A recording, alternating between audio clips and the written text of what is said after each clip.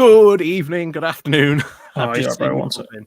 Let me just hit the like button on my thing, so that should be fine. Yeah, I probably haven't set up the best, but if I click off the tab, they'll still hear your audio anyway, so that should be fine.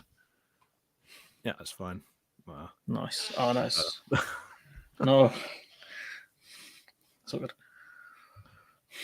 Right, excellent. So yeah, I think that's all set up. So yeah, I can hear you. I can hear you on my end. So yeah, evening everyone. How are you? I'm here with Big Maj Studios. So yeah, what do you want to talk about? I think we could do some stuff on the Tories. I think them.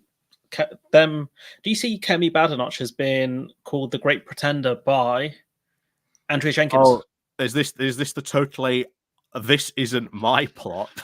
Yeah, she was talking about. I have totally no plans to take the leadership. I don't think she'll win. You know? I don't think she'll win.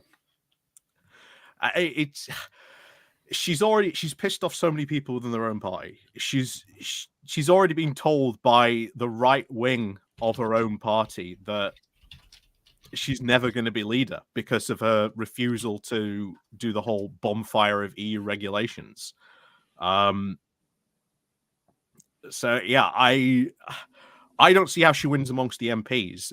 But if you have a look at Conservative Home, which have been very accurate when it has predicted how the leadership races will go down, especially to the non-parliamentary party, she is winning. The bookies odds put her also at, I think, 3-1, I think, as well. So I think if she went to a non-parliamentary party vote of the Conservative Party membership, I think she'd probably win. But she's got to get past the MPs first. Yeah, I think they will stop her at the MP phase, I'll be honest. Well, it's also who do they go with? So I don't think there's a very clear candidate. I don't think there's a very clear candidate at all. This isn't Boris Johnson or Liz Truss pretty much waiting, ready to go in the wings. I doubt anyone really wants to go at this point as well. I think she would much rather wait for the general election loss than probably take over. Yeah, the thing is that you seek power at that point. Like, why would you? I mean, if you do it now, at least you get the big majority, and you've got a chance to do something. You know, you've got less than a year to get your agenda through, whatever her agenda is. Like, she was called a fake Tory basically by Jenkins because she's like, if you look at her voting record, it's not very conservative. And I was like, that's a burn. That's a burn right there from Jenkins. I don't even think she'd necessarily want to go for it, because even if she does, a year is not a long time, and it's what is exactly is she going to do? Last year in 2023, the Tories only passed 23 bills, which normally we're passing a lot more in Parliament than that. So I doubt they're even going to do that much within a year. And I think if they did change leader, they'd have to go to a general election. They'd have to. I don't think they'd have to. I don't think they don't care about rules and norms. The thing with norms are when you get people who are willing to throw it out the window, they don't care. Like if you look at Trump or Johnson, they threw all the norms out the window. Liked the Queen, prorogued Parliament illegally. They don't care. Like, because norms are for breaking. That's the way they see it. And so what difference does it make if they bring in the fourth prime minister in a 5-year term? What difference does it make? Once you get past the first one, does it make a difference? I think the polls would be very, very clear. One of the reasons we're seeing the polls now is that people want a general election more than ever. So they would know that there would have to be a general election. Every single Tory MP has said, yeah, there's gonna, if we change leader, we'd have to go to a general election. Yeah, I don't think they'll do it. It's up to the Prime Minister, I think, as well, because of they changed, I think it was the Fixed Term Parliament Act. I think so. It's up to the Prime Minister to decide, unless there's a vote of no confidence, which I can't imagine the Tories voting against their own leader and a vote of no confidence. That is wounding. The last possible date you can have a general election is the 25th of January 2025. That is like the last possible date, and I do not see them eking it out to that last possible date. November is out permanently because that's going to clash with the US presidential elections. Yeah. So it's really going to be either from May probably till sometime September, I think, potentially, when there's going to be a window. The Labour Party are currently gearing up for a May the 2nd general election. That's what all their internal pollsters are saying, and what their internals are saying for that. they're trying to bait him into a May general election. I think. I think it'd probably be the autumn. I've got a feeling they might go to the autumn. He's trying to force through a tax cut in the next budget, but I don't know how that's going to play out. That's the I don't think question. that plays out very well at all. Well, he's trying to given what happened to Liz Truss. I mean, it depends how they do it. If they actually fund it and not do it through borrowing, because that was the big problem with Truss. It wasn't necessarily the tax cut itself; it was the fact that she was going to do it through borrowing, and the OBR were like, "You can't do that." And then she was like, "Who the fuck are you?" So that did not go well. Do you see Kwarteng said we should have listened to the OBR? Did you see that? Kwarteng said maybe we should have listened to the OBR. I was like, gee, I wonder why. Yeah.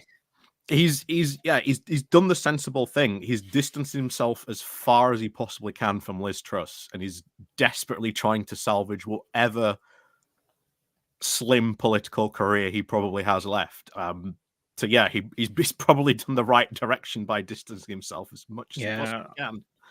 There's no career that I think we're going to see a potential annihilation. Like there might be a lot of Tory MPs just gone, and I don't think that because Simon Clarke seemed very worried.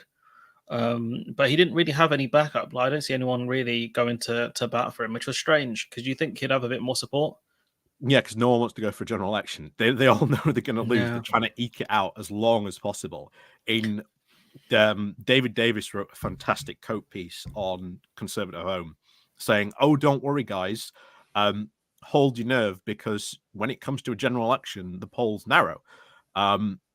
So far, the polls don't really show any narrowing, and he showed a diagram of recent general elections, except conveniently not the ones after 1997 and only the 2010. Didn't really show the other two general elections. Yeah, those might ignore his working theory on that. It's always a bit dodgy that honestly, like all the polls tighten. I don't know maybe some people, I think it depends on if people see more of the Labour Party and they like what they see. That's going to be the key question, I think, because if Labour go out there and say things aren't popular with people, I think that's where we might see the polls lower a bit, but it depends on what they do, because I think the eyes are going to be on Labour soon, and the question is, can what they say hold up to scrutiny? I think that's the key question for them. And that, like I say, that's what they're doing at the moment. Everything's going to be in, I think the deadline for manifesto stuff is the 8th of February. They have, from what you know, they've got a working group set up for policies, and they are trying to sort of watertight, making sure that these policies are bomb-proof as possible, so that if they do attack them, they know potentially what avenues attack they might go down, so they've got responses to that, and that they are sort of as solid as possible for any potential attacks. So yeah, that'll be like I say, we know they are taking this election very seriously at the moment. I think the issue with that is they're going to be asked how are you going to grow the economy, and they're going to have very little answers for it. That's going to be one of the major problems they run into, because you can't come up with bomb-proof policies, but then also argue we're going to grow the economy. When asked how, you say we're going to grow the economy. That's all they answer with. They've got to invest at this point. There's no other way forward. How would they invest though, given the state of the fiscal rules? Given that they are trying to. They're being funny about the 28 billion, even though it's 20 billion in green funding. If you listen to not Sam Coates, is one of the other dudes on Sky, where he said it's actually 20 billion. So where are they going to get the money to invest from? What are they going to do because of the fiscal rules? That's the question. I think they'll have to abandon them. I don't think they're necessarily going to keep them at all. Because they're going to have to invest at some point. They will have to borrow, although how much they can borrow, given the fact that inflation is going to be the constant problem, because if you borrow, let's say 10 billion and then inflation goes up, well, your 10 billion that you just borrowed just became 5 billion. Mm-hmm. So it does become very, very hard to borrow at this point. And that then leaves them only with one really option, which is to go to tax rises. I think I said on the Sunday roast, I think the era of us having low taxes in the UK, but the thing is, we don't have low taxes in the UK. Not really. Not on certain people. We really do. When you compare it depends. It depends who you're talking about. It depends on what areas you're talking about. If you're talking about lower earners and middle earners, we actually have higher taxes. So I was speaking to someone in Sweden yesterday, in kind of preparation for this. She would make around £45,000 when you convert it from Swedish currency. Right, her tax rate would be around the same as what she pays in Sweden as in the UK.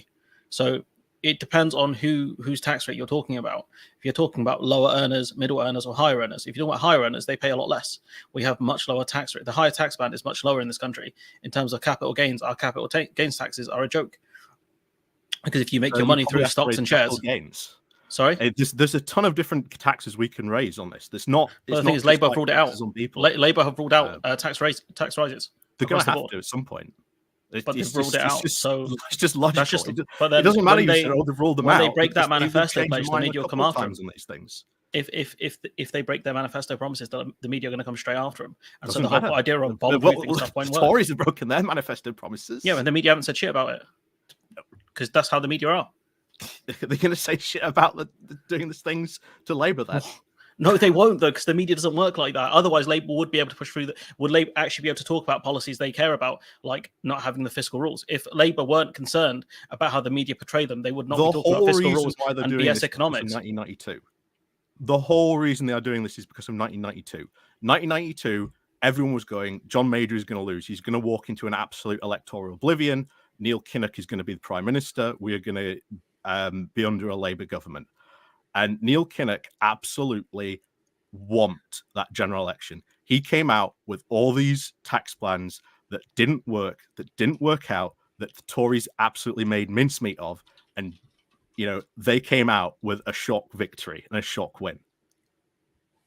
Labour were that arrogant about it. They were right up to a week before. The polls were close, though. The polls between Labour and the Tories were close. I mean, I'm looking at it right now. Graphical summary. Exactly the same. Literally, I'm looking at it. I've got it on screen right now. My audience can see it. If you jump on my screen quick, you can see it. Look, for 91, 92, they're very close. Labour had a slight lead, but not much. But everyone was saying they're going to lose. But it doesn't matter what everyone's saying. It doesn't matter what everyone says. The polls, I'm literally Labour are going to win. Your point about the polls doesn't make sense. Like everyone can say, like, oh, this is going to happen. Everyone was saying Theresa May's going to win in 2017. Then you realize, oh, she's not a functional human being. What happened in the general election was vastly different. Labour in 1992 got absolutely taken to the cleaners by the Tories of trashing their tax plans. This is because what they are people looked at Kinnock and people looked at Kinnock and weren't happy with it. As fiscally responsible as possible. So when they're asked how are you going to grow the economy, what are Labour going to say? Then they're going to have to increase taxes at somewhere. So they're going to have to probably if I say to you, look, I say I work in the media, right? I say to you, you're a Labour politician. I say, look, how are you going to grow the economy? What's your answer? Go.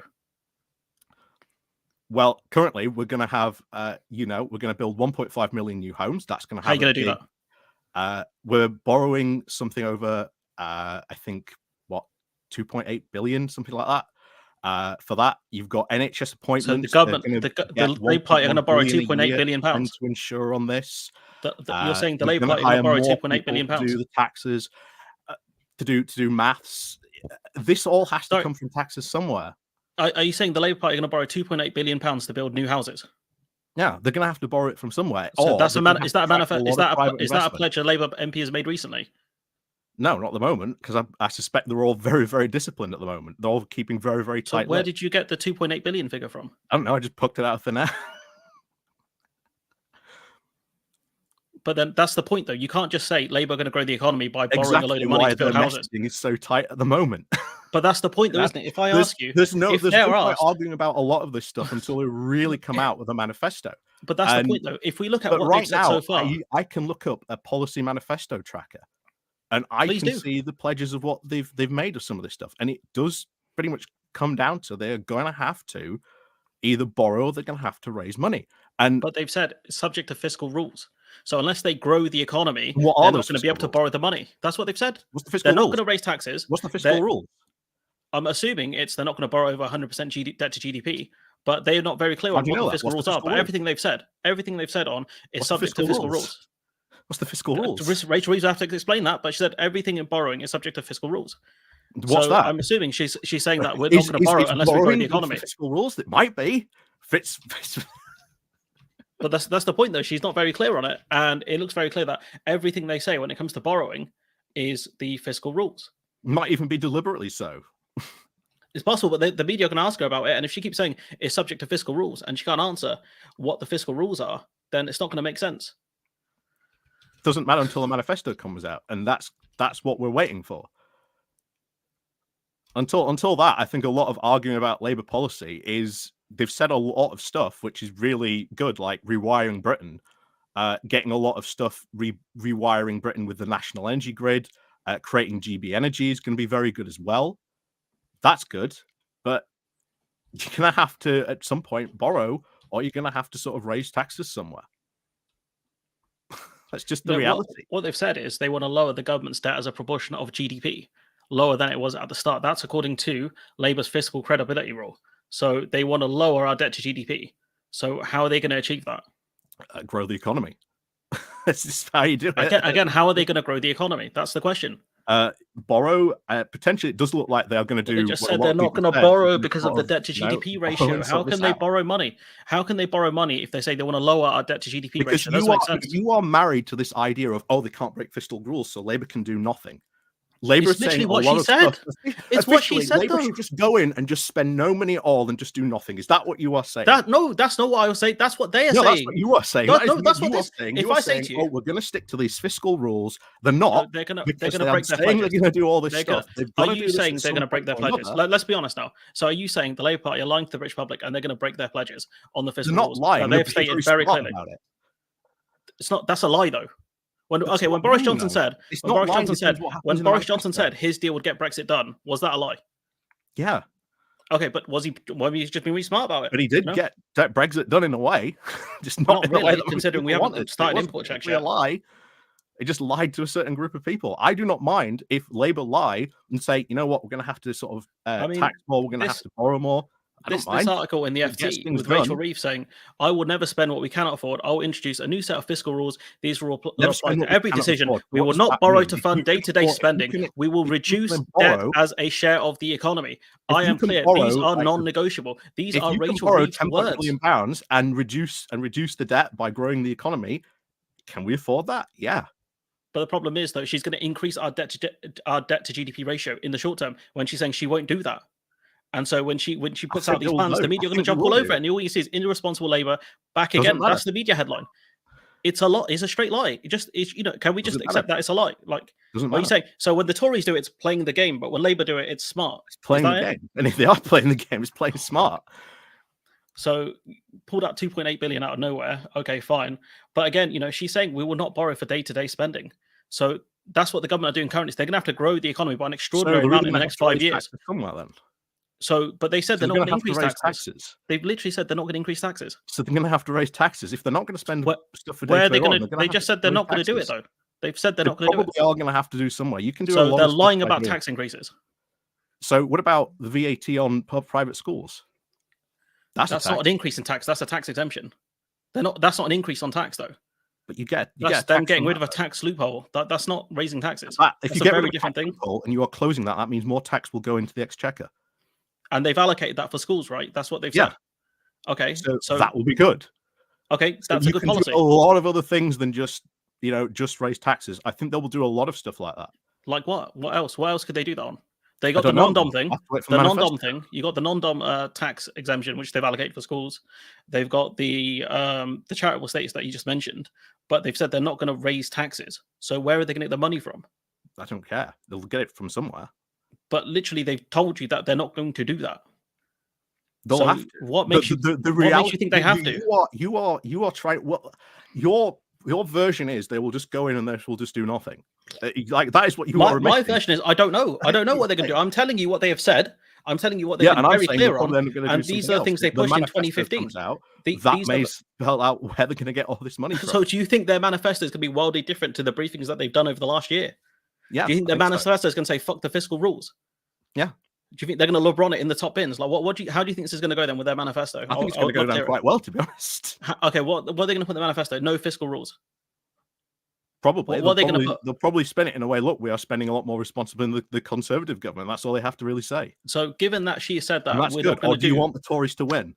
No, I don't. That is where you're going now. Do you want? No, it's literally not where I'm going. I am telling you. This is what. See, this is the thing. This is the accusation.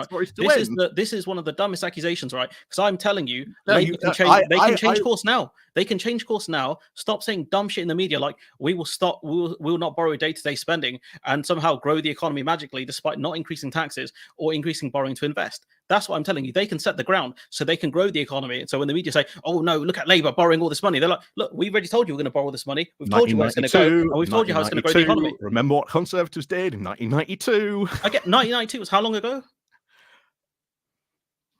Quite a while ago. But do you want me to tell you how long ago it was? This up.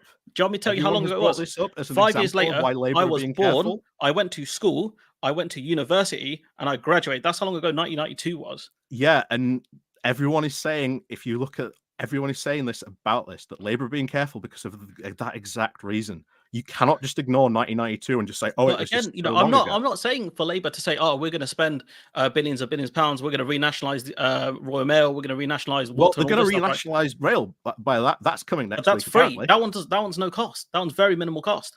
Yeah, and the Tories are nationalising rail because they have to. It doesn't cost anything. Yeah, rail's free. That's fine. That's a good policy. But it will cost something because we're going to have to rebuy a lot of rolling stock. That's fine. You know, that's not expensive. Suddenly that's fine. They can break the fiscal rules for that then. I'm more than happy for them to break fiscal rules, but literally they have said this. I don't care about fiscal rules. I don't give a shit. Why are we arguing about this? If it's fine, because this is what they've said. I've said it's fine for them to break fiscal rules. This is what they've said. I don't mind. Why are we arguing? Politician tells you X, right? It sounds like it. No, politician has told you X thing. You're saying they're not going to do that shit. That's you just want to have an argument at this point. No, I'm telling you. An argument at this point. No, my days, bro. I don't mind if they break fiscal rules. You just said you don't mind if they break fiscal rules. Yes. I don't care, but they are saying they're not going to break the. Why are we having an argument? Oh my! Okay, Rachel Reeves has said she's not going to break her fiscal rules. I'm telling you, this is what she said. You're saying, "Oh, she ain't going to do that," and I'm like, "No, it looks very much like she's going to do it." And you're like, "Nah, she ain't going to do that, bro." Yeah, and that's what you're saying. Government, when they do all this, are you going to come forward and say, "You know what? I'm sorry." I'll say, "Look, this is what they said. This is what they put in their manifesto. Cool, I was wrong. That's fine." Right, I want to be wrong because I don't. This is bad economics. Can prove a lot I want to be wrong. These economic policies shit. They've been criticised by Stephanie Kilton. They've been criticised by other economists saying these policies are complete garbage. These economic theories are complete garbage that they're pushing. Yeah. They've been criticised by so many people. They're going to have to change. They don't have to change. Reality is going to come knocking. But then why can't they see the reality now? They will have to do a lot of things to do this. They could set the ground very easily for a lot of these promises. Instead, when they're asked about the 28 billion, they're like, "Oh, borrow 28 billion, bro. No, me. I ain't going to do that. No, that's irresponsible, bro." They're being very careful because of 1992, because of what happened then with the Conservatives. What do the British public want? You know, all Labour have to say is, look, my man Rishi Sunak wasted 37 billion on test and trace, right? Wasted 10 billion pounds on PPE. What we're going to do is we're going to borrow money, we're going to invest that properly, and we will show you the results. All Rishi Sunak has to do come out. Look how much money Labour are going to waste. Do you want the devil that you know? Look how much you wasted. Look how much. All they have to say is, look how much money you wasted, big boy. How much money did Michelle Moan make? Show us. That's all they have to do is say, "You're irresponsible and they've done this with the finances." every single time in election. No, they haven't. They did this to Jeremy Corbyn. They did this to Ed Miliband. They did it to Blair a number of times. The Tories didn't waste. They didn't waste 37 billion pounds on test and trace. They didn't waste all of this money on this stupid stuff. What Cameron did was austerity and privatization of things like Royal Mail. We have not seen the scale of waste under Theresa May, under David Cameron. The scale of waste, the levels of interest rate rises, we have not seen that under any other prime minister apart from Boris Johnson, Liz Truss, and Rishi Sunak. They're the ones in the last 5 years. That's it. The landscape isn't 2017 anymore. This isn't 2019 was so shit that Boris Johnson was like, "Yo, David Cameron, he's trash. Theresa May's trash. I'm a new conservative. I'm a new brand. I'm a right-wing populist." That's how bad the last decade was. So the idea of austerity politics is going to win over voters is simply just not there. They're not offering austerity. They have literally. What do you think the fiscal? They are doing a lot of investment. Austerity politics is we are not going to spend any money whatsoever. That's not austerity politics. We're going to cut back as far as we can. But you've got Labour saying we are going to invest massively in the national grid. We're going to Where's this investment massively? Is that the 28 billion? Is that the 28 billion? Crime and corruption. We're going to have an independent energy act. We're going to create R&D certainty. We're going to invest in roadmaps for car firms for like 10-year research funding. We're going to do, again, youth crime prevention. They're going to spend up to 100 million to provide provide support for young people. There's just so much here that they are going to have to spend money on. And when the rubber meets the road, they are going to have to spend money. You've just said it. I said it. I don't care if this reality now gets them elected. I don't care what they do when they get. But you're literally praying that they're going to do these things when they get. Why does this matter? Why does this matter? Why does this matter so much? Because first of all, they're damaging. When it comes to discussing economics, they're polluting the public. They're polluting the newsphere. That's what they're doing because these economics policies don't work for a start. Secondly, what happens when they go into power and say, "Look, we wanted to do all these great things, but our economy's screwed. I wanted to invest in these areas, but you're gonna have to give me more time. You're gonna have to elect me again so I can continue to grow the economy, so we can get these things done." And that's it. That's what they're gonna do. That's why this stuff matters. Why is that bad if you get a ton of other good stuff as well? Where's the good stuff? Where's this great stuff that we're talking about? Because 28 billion. Where are they going to get the money for the national? Labour are going to fire more math teachers. They're going to sort of spend 1.1 billion a year to get lower the NHS waiting list. That is going to be good. They're going to build 1.55 homes. They're going to build new towns. How are they going to build the homes? Policing guarantee. Gone they're over going this. to sort of go after the more They're water not leaders. They're going to sort of do crime preventions. They're going to do a new auto strategy for UK car firms. They're going to invest into new battery factories. They're going to do 10-year research funding. They're going to do R&D certainty for more research doing on here. They're going to do more clamp down on consultancies and corruption in not only sort of national things. So that means a lot of going after sort of stuff that happened during the pandemic. They're going to do the Independent Energy Act. There's going to rewire Britain, which is going to sort of go more into reinvesting in the national grid. I can go on. They've even got affordable housing pledge as well. New towns, Greenbelt review. Bro, please let me speak now. More cash for the whole list of things. Bro, come on. Technical colleges, maintenance grants, the NHS new dental plan. So much stuff. They are going to have to get more stuff on this. Again, like they've just stated, the fiscal rules won't work. When you talk about the car barriers, I don't care. I really don't care. So when they say they can't afford it because the fiscal rules, what are you going to say? When they literally say we want to do these policies, but we can't because the fiscal rules, what's your answer going to be then? I will probably say the same as Rachel Reeves lives, and then when you get in power. So what happens when they get into power, and if they don't do these things, what are you going to say? Rules and start to say, oh well, this is within our fiscal rules. Literally, so when so vague. If debt goes over 100% debt to GDP ratio, and the fiscal rules are like what fiscal rules, and Rachel Reeves gets pieced up in the media because she's not that great an operator, what are you going to do then? Because I can honestly see a world where they don't do a lot of these policies that you're talking about. When you talk about car batteries, hold up, you spoke for a while, right? When you talk about building car battery plants, right? A lot of car manufacturers still won't set up shop here because they want access to the biggest market, which is the EU single market. Yeah, we're probably have to rejoin That's a huge problem. All right, we'll talk about that. We'll talk about that in a minute. But when you talk about the 1.8 billion homes, right? Are Labour going to build those homes, or are they going to be built by developers? Because Labour have said there will be no new money for a new home. Rachel Reeves said that. Council housing, you're going to sort of allocate those to council housing. So they are going to sort of be sort of, I think, change the rules when we're doing this. If you've got a planning change in regulations, which Labour do need to sort of seriously address, then yeah, I think they're going to have to do that. Because Rachel Reeves said there's going to be no taxpayer money allocated to these houses. So it's not the idea that Labour are going to build these houses. It's housing developers are going to build these houses. That's what she said. Unless you're calling Rachel Reeves a liar. I mean, unless you're calling Rachel Reeves a liar here, then that's fair. But the point is, she said on national TV, on Laura Kuenssberg's show, that Labour will not allocate money for these houses. So you're going to have to get a lot of private investment then? So private investment, so housing developers, the ones that have cooked the market originally, you're going to rely on these people who build low-quality houses. Change the rules so that you've got more strength over these private developers so that you can strong-arm them when they start to sort of break these rules. Okay, are Labour going to do that? Yeah, they've got planning reform changes. Planning reform changes, so that's building on the green belt. That's not building more sustainable housing, is it? Yes, because that's where you're going to have to build them. So you're saying they are going to do these things, but you're not offering any evidence of them saying they are going to do these things. No, it's right here. There's a Labour policy tracker. Where is what they're going to build sustainable housing? Can you show the link? Because honestly, when it comes to sustainable housing, I've not seen much them talk about that much. All I've seen them talk about is they're going to allow reformation on the greenbelt. That's it. They're going to allow more construction on the greenbelt.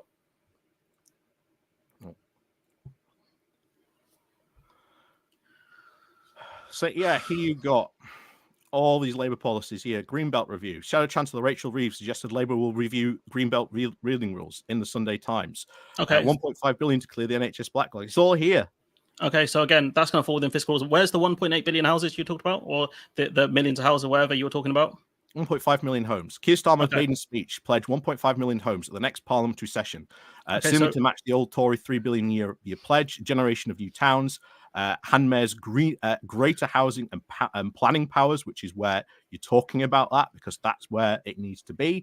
fast-track brownfield development sites and blitz reforms and accelerating planning decisions. Angela Rayner also pointed to the biggest boost of affordable housing in a generation.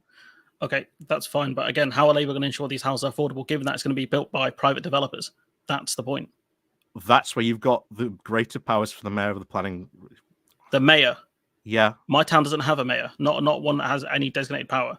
So unless they're going to give that power over to the councils, that's what you give the power to. It literally doesn't say that, though, does it? Yes. That's where it would go. It's where it would go. Again, it's not. That's like where it would go. So when Labour say we need fiscal rules, all this stuff, and it's all written down, you're like, nah, that's bullshit. And then you just kind of make it up as you go. Okay. No, I've said this. What are the fiscal rules? You even said you don't even know what they are. Rachel, when she states it, look, we literally said, look, second, look, this is Rachel Reeves saying this, right?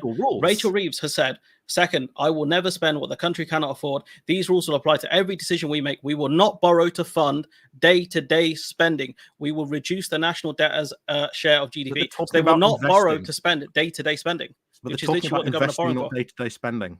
What do you think, right? If they can't afford day-to-day spending, where are they going to get the money for investment? If they're not even going to borrow for day-to-day spending, where do you think the investment money is going to come from? They're going to have to sort of come from tax. They're going to have to do different things. Again, they're not going to raise taxes. They've just said that. We've gone over this. Yeah, but I don't think. I think when the reality you don't think they're going to have to do that. This is a belief. Are you saying you don't think this is a belief? No, I think it's not a belief. It's when the reality hits the rubber on the belief. road. But are you saying are you guaranteeing that they're going to increase taxes? Then are you? Can you say I guarantee? I guarantee these things will happen. Probably. So it's hope. So despite what she has said here in the FT, you're saying, I hope these things will not happen. I think they're probably going to have to. They're probably going to have to. So it's possible. Maybe they do it, or maybe they turn around and say, is it a bad thing if they do that? Because you said it's not. So why is this an issue? Because this is literally what they're saying to us. And if the next 5 years are them continuing to say, well, we want to do these things, but we can't because of our fiscal rules, I'm going to be like, well, what's the point of this? Then what do you do? What do you do at that point? I don't know. That's up to you guys. You guys said, look, give Labour power, right? Give Labour power, and we'll pressure them from the left. That's what you said. We'll pressure them from the left. So what do you do at that point? It's not a question for me. I'm not saying I'm working with Labour to affect change with different groups within Labour. What are you doing? What am I doing? I'm making videos on my YouTube channel telling people what's going on. That's all I care about. That's it. Oh wow! I'm not here to change the world. I'm not here to make a big splash. So if you're coming out saying what are you doing to change things, then I don't see how that's a great argument. Like that's it. If that's all you've got to do to change things, then I don't think you're doing a lot. I think you're doing absolutely nothing. Well, what have you achieved then? You have great Labour people that are out there. I'm more than happy. Their ass off trying to get Labour elected and trying to affect change within the Labour Party. But again, if you see your job as a party activist, that's fine, because that's what you're saying, right? You're a party activist. You're there to get Labour elected, and you're there to get the policies you want. But then that's clouding your analysis on what's happening here. You're using your activist hat rather than your analyst hat, and you do your audience a disservice when you do that stuff. And that's all I care about, my audience. I want to give them the best analysis that I can give based on the information I have, because I don't see my job as a party activist. I see it as someone in the media. Many times, I think Labour's going to have to probably change these rules on this. But again, based on I think the whole fiscal rules is just a massive smokescreen. I think Rachel Reeves will probably say at some point, this is within the fiscal rules. But again, that's based on hope. Nicholas, I've mentioned the fiscal rules. They're on the FT article. If you go on my channel, you'll be able to see it on my stream. I'll leave this up. Let me know. I'll leave this up. But again, it's based on hope. It's not based on fact. It's not based in reality. Press present on StreamYard, you'll be able to see it. You'll be able to put it up. If I press present, one sec. Yeah. I've never used this before. Okay. Cool. Hit that. Share screen, yeah. Okay. Yep. Okay. Is that it? Am I up? All right. It lets me pick which one. Hey, this is not bad. Is this the right one? This is a big boomer moment here from your boy, as you can imagine. Okay. Share. Sweet. Is it there? Perfect. Oh, wow. This software is cool. I see why I use it. This is nice. So there it is there. I will never spend. I've gone over this already. Day-to-day spending. We will not borrow. Day-to-day spending, reduce national debt as a share of GDP. I'm clear that these rules are non-negotiable. There will be no exceptions. As with our revised charter of budget responsibility, these rules will be put to Parliament to back. Again, so, there you go. You can fit so much in that. I think it's just are going to be a When very good smokescreen, because you could do all sorts and just say, well, that's in the okay, fiscal rules. What's to but stop if Rachel Reeves saying that? again, literally, the government right now is borrowing for day-to-day spending, right? So again, how would you the problem is, if they want to grow the economy, how do you even stop day-to-day borrowing from day-to-day spending? Because we're at a deficit right now. So it doesn't make sense for you to even say like, they're gonna borrow to invest, when the government are literally at a point where they're borrowing just to keep the lights on. That Yeah, literally doesn't make any sense. I think they'll be able to do more stuff. There's going to be so much they'll be able to actually do. It's going to be more than just this. And like I say, when the manifesto comes out, we'll probably be able to sort of see what they're going to actually do. But until then, I'm But very again, like, confident it's just a if you smokescreen. she's But literally set the stage as this, right? How do I there we go. She's literally set the stage as this, right? Spent the last year or so talking about fiscal rules and all this stuff. If she goes away from that, then that doesn't make sense. if we can, if someone's just brought Literally. up in the chat, if we can afford to borrow, then that's within the fiscal rules. No, it's not though, because she's saying she wants to stop day-to-day borrowing. She literally said she wants to stop day-to-day borrowing. This is it. No, it's so vague. It's so vague. No, I think it's vague on purpose. I say I want to stop. So, say for example, I'm a person, right, who has to borrow to function, to live, right? And I say to you, I want to stop doing that, right? It means I'm going to have to make cuts elsewhere. You're talking about a person, not a government. That's a vastly different thing. No, it's. Oh, yes, it is. Bro, a person is not a government. Okay, so in this case, you do not have a national debt. In this case, you do not have a national debt. You do Literally, not have a national debt that features heavily in economist planning and please listen to what I'm saying to you. Yeah? There is we're so literally, much to do, if you and I say think Labour we're will gonna have to do it. stop, literally, what they're saying, we're gonna stop day-to-day borrowing for day-to-day spending, right? How do you stop that? You might have to do some different things. Such as? You probably have to look at changing, sort of closing tax loopholes. You probably have to raise taxes in different areas. I think there's plenty of stuff to do. You could even, as you said, you can borrow. It's not within the fiscal But rules. you can't borrow, because she literally said we're going to stop borrowing for day-to-day spending. That's what she has said. So you can't borrow for spending. Within fiscal rules. Yes, that's her fiscal rules. We want to borrow to stop. Within fiscal rules. We want to stop day-to-day spending. It is a massive, I think, a massive smokescreen. So that if someone just says, "Oh no, this is well within the fiscal rules," let's be clear. Let's be clear with the audience. It's a lie. Then it's not a smokescreen. It's not a deception. It's a lie. Be honest. Be honest. It's a lie. It's not a lie. It's more of a deception. It's literally a lie. When Boris Johnson said, "We'll get Brexit done," clever politicking. It's not clever politicking. It's a straight up lie. We're going to go. These are our fiscal rules, and then you can fit so much within saying that. In 5 years' time, when they don't stop borrowing day-to-day spending, right? What's again? It depends what's happening with those 5 years. What if within 5 years we are sitting at a far better economy and a much lower debt and a grown economy? You think within 5 years they can achieve that? I think it's more than possible. Has any country had a turnaround that quick? I think they can set the tracks on that. Set the tracks. So these are two different things. These are two different things, right? One is set the tracks for growth, and the other one is growth. So, do you think within 5 years we'll see a country that is not having a deficit, which I think a lot of G7 countries would be in deficit even now? Yeah, we'll still be in deficit, but I don't think we'll be in deficit as much. She won't achieve a goal of stopping borrowing day-to-day spending. But we won't be in as much deficit. I mean, that's fine, but that's not what she said. If they can make the country better than it is now, what's the problem? Because I don't think it'll be that. I think there's so much more that they could do. You are so doomer. You're so doomer about this. No, this is, bro. This is the difference. This is reality. That's like me saying you're hopped up. You're hopped up on opium. That's like me saying you live in the clouds. If you look outside, if you look way up there, right, into the stratosphere, that's where you are. Gloom. And if Labour don't do this, there's nothing. There's nothing wrong with being a realist. There's nothing wrong about. I don't know why you're mocking someone doing YouTube videos. It's literally what you do. How long have you been a Labour activist? I do far more than YouTube. How long have you been a Labour activist for? I can walk away from this and I'll be fine. How long have you been a Labour activist for? 4 years? 2020 I joined. 4 years. And do you mind asking how old you are? 34? 34. So you started being an activist when you were 30, right? So I am 27. I'm literally younger than you, and I have 2 years before I could have to even be a Labour activist to affect change like you have. And what have you achieved in those 4 years, aside from YouTube channel, which you've done fairly well with? What policy changes have you gone? Why have you changed anything? Well, I'm part of Labour for PR. I've done a lot of campaigning for PR. Have you got PR? Is that in the manifesto? So okay, this is is it the manifesto? This is no. What you've done is you've come out. You've attacked me on a personal level. Look, in the words of Michael Jordan, it became personal to me, right? And you said, "What are you doing?" And I said, "Look, I'm happy doing YouTube videos." And by the time I hit, by the time I hit 30, maybe I'll be an activist as well. Maybe I'll find a party that I want to be part of. But Okay, what you've so done is I've been a attack me on part a of Labour personal for level PR. here. I've got my local council to pass a provision for councils for supporting PR. Okay. I've done a lot of interaction with my local MP. I've done a lot with sort of the local region. I've helped to get Sheffield City regional mayors active. I've helped campaign for in this sort of greater South Yorkshire Sheffield City region. I've helped a lot in South Yorkshire in and around these areas. Campaigning's a lot of hard work, and it's not easy, and it doesn't happen overnight. It's a lot of hard work. You lose far more often than you win. When you win, you win big. You're asking about what change have I achieved, and it sounds like you haven't No, got I'm the asking thing that what you want you've most. done. Yeah, like I said, I've made YouTube videos. I started my channel probably about 4 years ago. That really, in the grand scheme of things, doesn't affect a lot of change. But no one Even has I to. will say my In YouTube the grand scheme channel, of things, in the grand scheme of but things, in the grand scheme of doesn't things, really what have you affect a changed lot of then? change. If you're talking about achievements in the grand scheme of things, what have you achieved? Have you gotten PR? No. Have you? Is Labour going to follow fiscal rules? Labour Yes. conference, voted on Labour conference. And what did the voters? What did the members want? PR, right?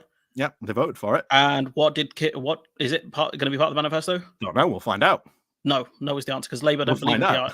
We'll find out very soon. Starmer said he doesn't believe in PR. Madge? We'll do it again, and we'll do it again and again and again. But again, you're talking about feats. Work.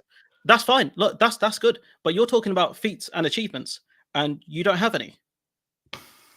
That's the point. You can say all you want, but I've done a lot more work within campaigning for actually trying to bring about a change. That's fine. Yeah, you've done the work. That's fine. You're talking. There's two different things there, right? And one of them, I'm not belittling. Campaigning, doing pressure groups. That's fine. You're accusing me of not having any achievements. You're saying in the grand scheme of things, no, what have I achieved? said no. Nothing. I said what you said. What change have you? I said what have you actually done? Yeah, what have I actually done? I said I've made a YouTube channel and I inform my audience. Video. That's not a big achievement. But again, I know. But then where are your feats? You're acting. You're out here acting like do a lot. You're out here acting like you've done something. Like I'm just asking, what are your feats? Making a YouTube channel, I'm afraid, in the grand scheme of things, as much as we like to sort of have YouTube channels and talk about YouTube on politics, a lot of us really do not do a lot on our YouTube channel that affects change. But who said I'm trying to? Who says I'm trying to actually make change? You know, I'm more than happy just giving my audience the best analysis I can. That's what I want to do. Is be in the media, to talk about what's going on and say, look, this is what I think about these things. What do you think? And start a conversation about things. That's what I want. Or the media, then. Literally, what do you think my YouTube channel is? What do you think my YouTube channel is? Again, what do you think my channel is? What do you think it's there for? It's literally the reason I made it is because I thought, right, you know, I think I've got some interesting ideas. Narcissistic, I know. No, I don't. I've got a politics degree. That's what I did my my undergrad in. So you're going to go join like a Spectator or the New Statesman, or you can start? I don't know. I'm more than happy to stay with my channel as is. I'm happy with it. You know, obviously I want to see the numbers, go up. Everyone does, but again, like I have editorial control over my channel. I decide when I schedule content out. I decide a lot of things, and having that level of self-control is important to me. No, I don't have an editor saying you can't say that. You can't say that. I'm more than happy with where I am right now. And, fair enough. If you're saying you want to do more with your life, that's fine. But, again, like I work full time and I do YouTube videos. Like, if you're talking about feats and achievements, then I'm not seeing your feats and achievements being that much higher than mine. Campaigning is great. I have at it, But again, you're talking about what have I done to affect change? Than you have. No, but again, like if you're literally, again, once again, it's two different things, right? You're talking about what have I done to impact change? Do their lives and to affect change, and will do absolutely nothing. They will probably die before they get to see their change even made. That is how campaigning works. That is how it works. You lose a lot more than you win, but when you win, you can win very, very big. And that is where we are now. We are at a point where if we get rid and absolutely decimate the Tory party at the next general election, we are going to have a decade or more of really progressive politics. You are electing more than just Rachel Reeves. You are electing more than Keir Starmer. You are electing the Labour Party. And you are electing the people within that party. You're electing the MPs that are going to be a very progressive majority. These Labour MPs are not just going to stay silent if things don't start to go wrong. So vote for the Labour Party so we see a Labour civil war, like it's a rebellion on Starmer. I don't get it. Like, one sec. But again, like, I'm looking at what you're saying, right? And I don't want to be mean, but again, like campaigning is fine. I would do it more if I had more time. But between working full time and doing YouTube videos, it's not the easiest. But the fact is, like, what you've offered is just hope and belief. Like, the idea that Labour Party MPs will just sit down. The Labour MPs will actually do something when I'd we've hate to seen. say that's part of campaigning. You've got Again, to but it's like hope. I don't I know, bro. think Like for when we me, get the there's manifesto, I think there's going to be a a lot line. of There's a stuff in there line that we're going to be between able to sell campaigning and just and like sort of campaign on.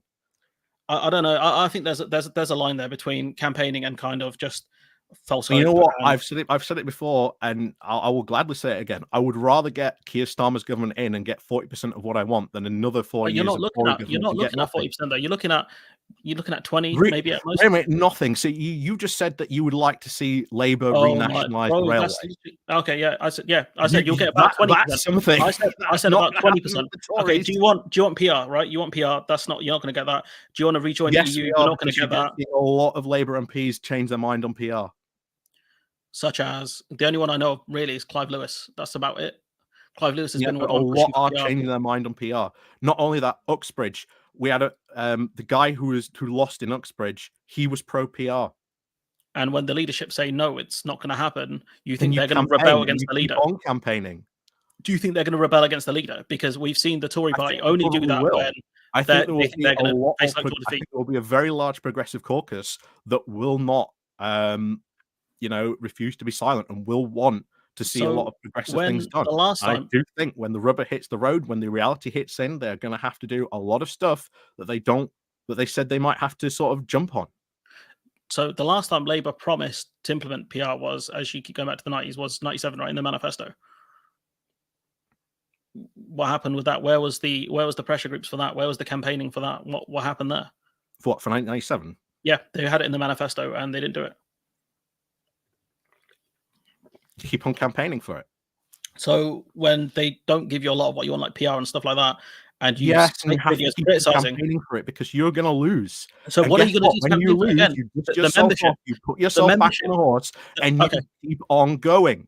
That So is how are how you you gonna campaign. put pressure on the Labour Party to do these things? You just What's your have plan? to keep on working within the party, build these groups like Labour for PR, Right. and you keep on going. You keep on pushing. You And just when they, don't stop. If you just lose, you just don't pack up and say, "Oh, that's it, lad. Let's go home." I mean, no one You is keep saying on that, but pushing. okay.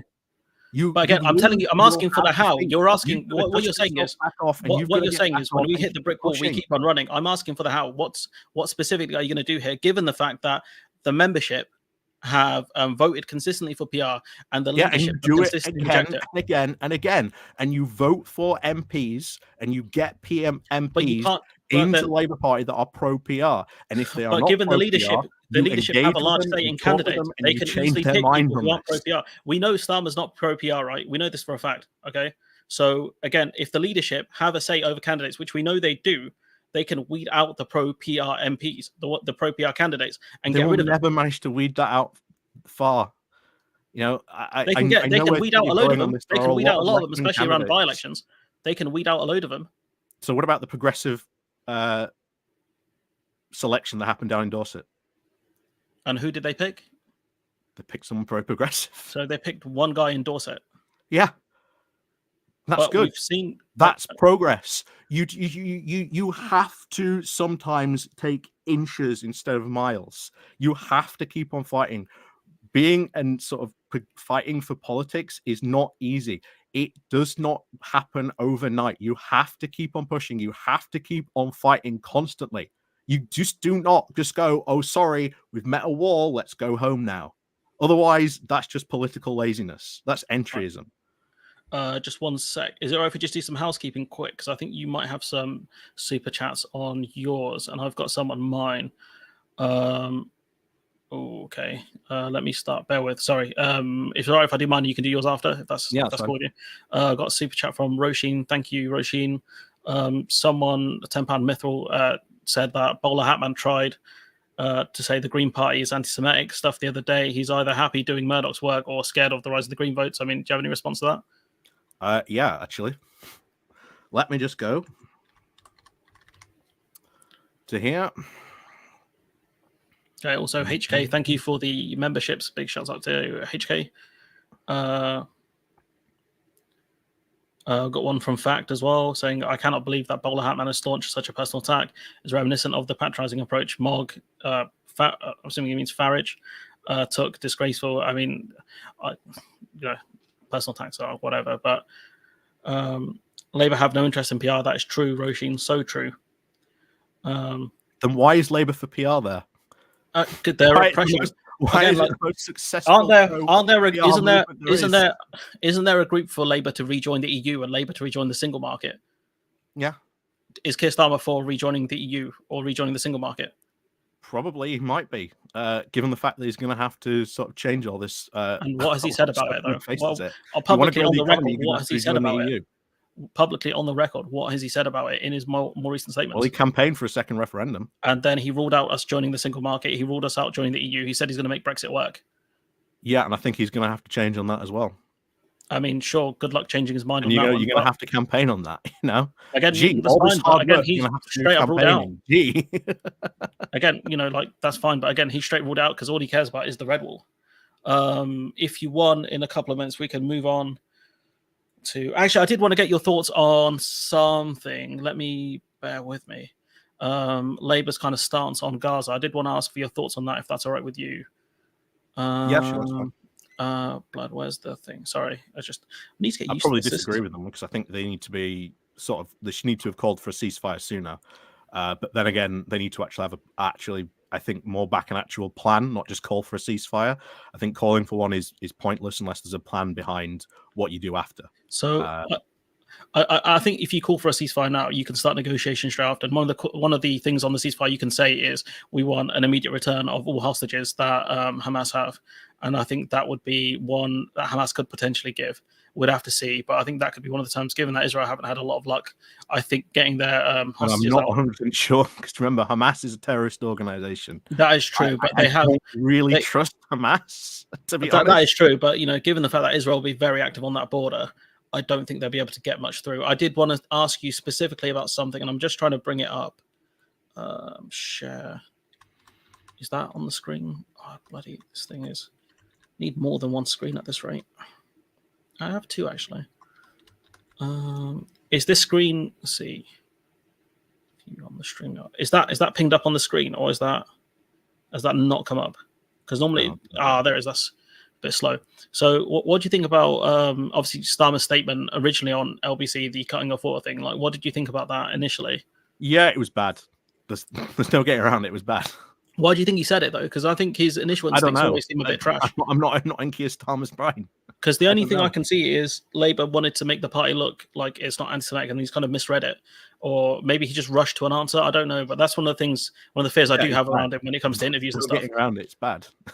And when a senior Labour source has been quoted as saying the resignation of Labour councillors was a sign of the party was shaking off fleas. What do you think of that? Again, think that's bad. What else do you want me to say to that? What would you say to such a voter who kind of sees these statements? What would you? Again, I think there's more difficult points to it than that. I think Labour needs an actual plan to this, and I think it needs a lot of international backing. I think you need a lot of proper sort of international cooperation. I think obviously South Africa going through, through the Supreme Court is a good idea. But there needs to be actually some sort of form plan. I just don't think they have one, to be honest. I don't see this being their priority. I think that's probably why this has caught them off the back foot. But again, what's not their priority? Sorry, I just missed that. I don't really see them thinking this as a main priority. The conflict or the Gaza conflict. I don't think they see this as a main priority. Okay, I wanted to share one more. Just bear with. Because it does talk about Labour's problems with Muslim voters. Just bear with me 1 second. Sorry, I kind of pulled this one out. Just think I thought it's worth getting your opinion on, because this article came out, I think it was last night actually, so I don't know if you've seen it. It's about Labour acting on fears around Muslim voters. Just waiting for this thing. It's a little bit slow. Is it because I'm on a guest? No, it's sorry, yeah, I've got to click on add them to the stage. They appear down here. Oh. Okay, that makes sense, because I guess you got to, you don't know. Yeah, that makes sense. Okay. So a spokesperson for the groups. I think it's the Muslim vote. Let's see. Oh, I didn't read the top paragraph. That's very impressionable. They've got, I think, a pro-Muslim group within. Is this within Labour Party? It doesn't really matter, anyways. Saying it's clear that this person actually saying that the Labour are taking the Muslim vote for granted. What do you think about that, given the statements that Starmer made, especially when, did you see the ones he made when he went to the mosque? And he said that I reiterated my call for Hamas to release the hostages. And everyone just saying, how do you expect a mosque in Wales to get Hamas to release the hostages? I don't know if you saw that one. I think it's just been generally bad handled all around. I don't think there's any other reason. Don't know what else do you expect me to say. It's been very badly handled, to be honest. I think they needed a lot more clear stance on it. But neither did I think they, expect this to happen. I think they've been caught on the back foot. I don't really think they see sort of Middle East maybe as a priority. But again, given the leader of the UK, we're not as international prominent as we were.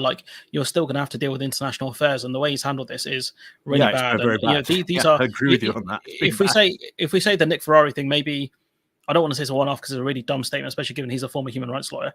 But given that the other stuff was pre-prepared, the tweet he put out was obviously gone through, his spin doctor and all this stuff.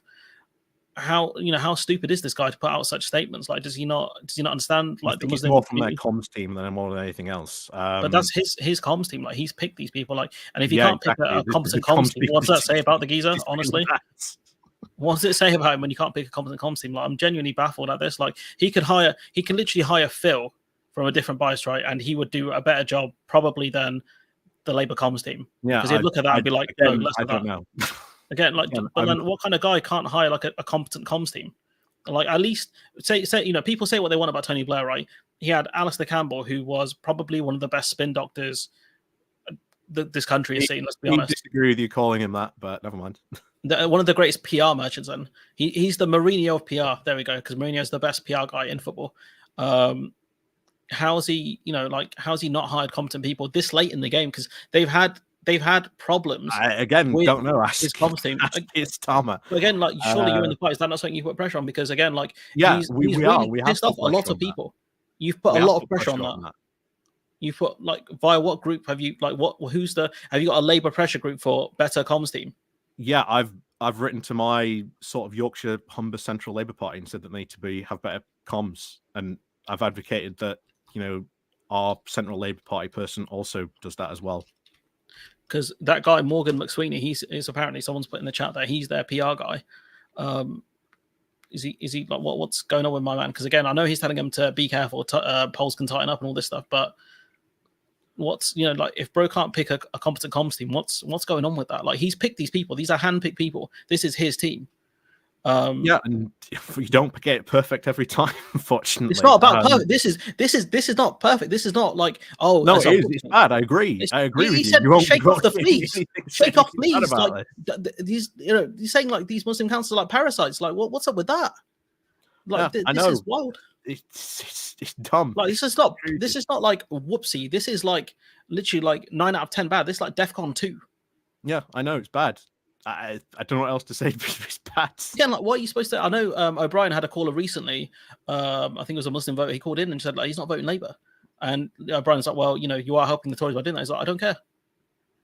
You know what I mean? Yeah, and they are helping. These guys are some of the things that Labour comes out with are just so brain dead. Someone's put campaign for a better Labour comms team, bowler Hatman. That could be your campaign name.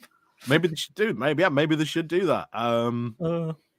Could be a touch louder. I focus on PR. I think PR is the more one. Can you up my mic? Oh no, it's an issue on my end. I think it's your end. Yeah. Yeah. Oh, that's my bad. God damn. I don't know how to fix it. I'll just get close to my mic. Is that better? Yeah, that's better. I can hear you all right on my end anyway. So. Yeah, I think Mold is just complained about. I think my mic is. I have so many issues with this mic. What have you got? Hold on. Not me. You haven't got one of those Shure SMB ones, have you? The really cool ones. Oh, do you know what the worst thing is? I think I was on the fence about getting that one. Oh, I'm a bit ticked off about that one. Yeah, I'm not gonna lie. Might take it from someone who worked in media that you've got to spend good money on microphones. Yeah, that's That's something. Yeah. If you spend 20 quid, then you get a Sure, 20 quid worth of microphone. I bought one that the YouTube's recommended, but it's like the Samsung Q2 something, but I think it might be a bit older. It might have problems. Check your cable. Is it an XLR cable that you use? No, it's a USB. USB. Get a new USB cable. Try that first. It is Mic NV HK. Someone's put it's Mic NV. It is. All right. Yeah. Get if not, or just buy a new mic. Fuck's sake. Someone super chat me a new mic. No, I'm joking. What's it called? Go to what is it? Not Elgato. Elgato do some very good streaming equipment. I've got the Stream Deck, to be fair. It's really good.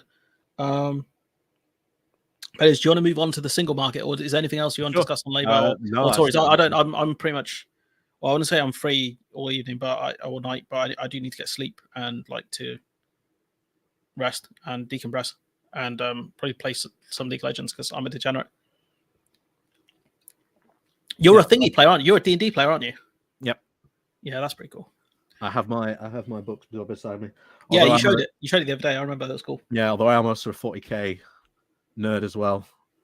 So that's my painted Gaz. I've only just started unfortunately, he's been there for a while.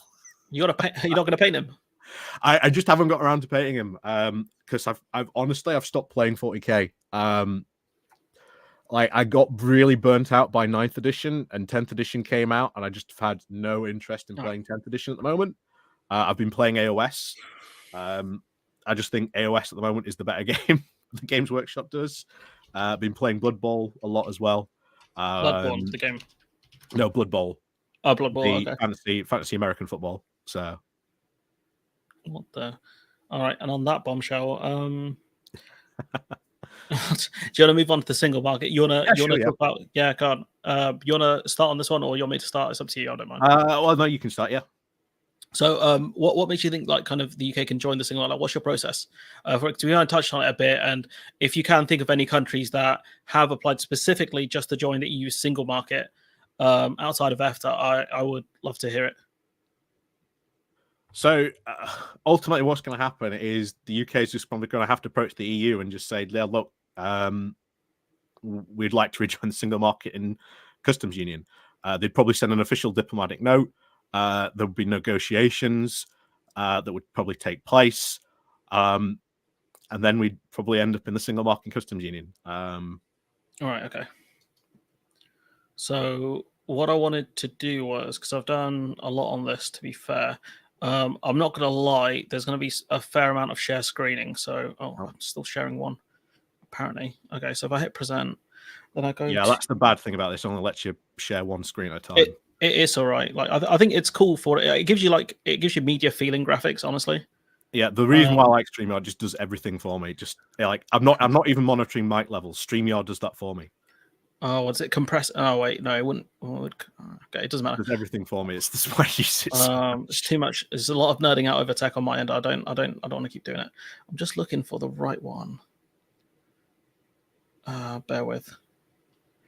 I feel like I've muddled my tabs up a bit. This is great viewing for the audience. Okay, here it is. No, it's just because it's got a different name because it's from the Guardian live feed. So if I go to, there it is. This is why people don't do things live. So let me know when you can see that on your screen.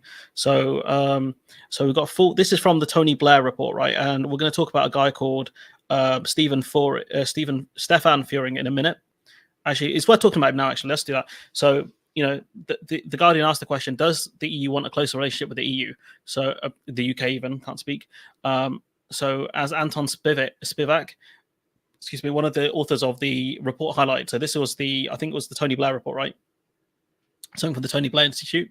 Spivak highlighted a Financial Times report quoting Stefan Furing, the European Commission official in charge of overseeing the trade and cooperation agreement.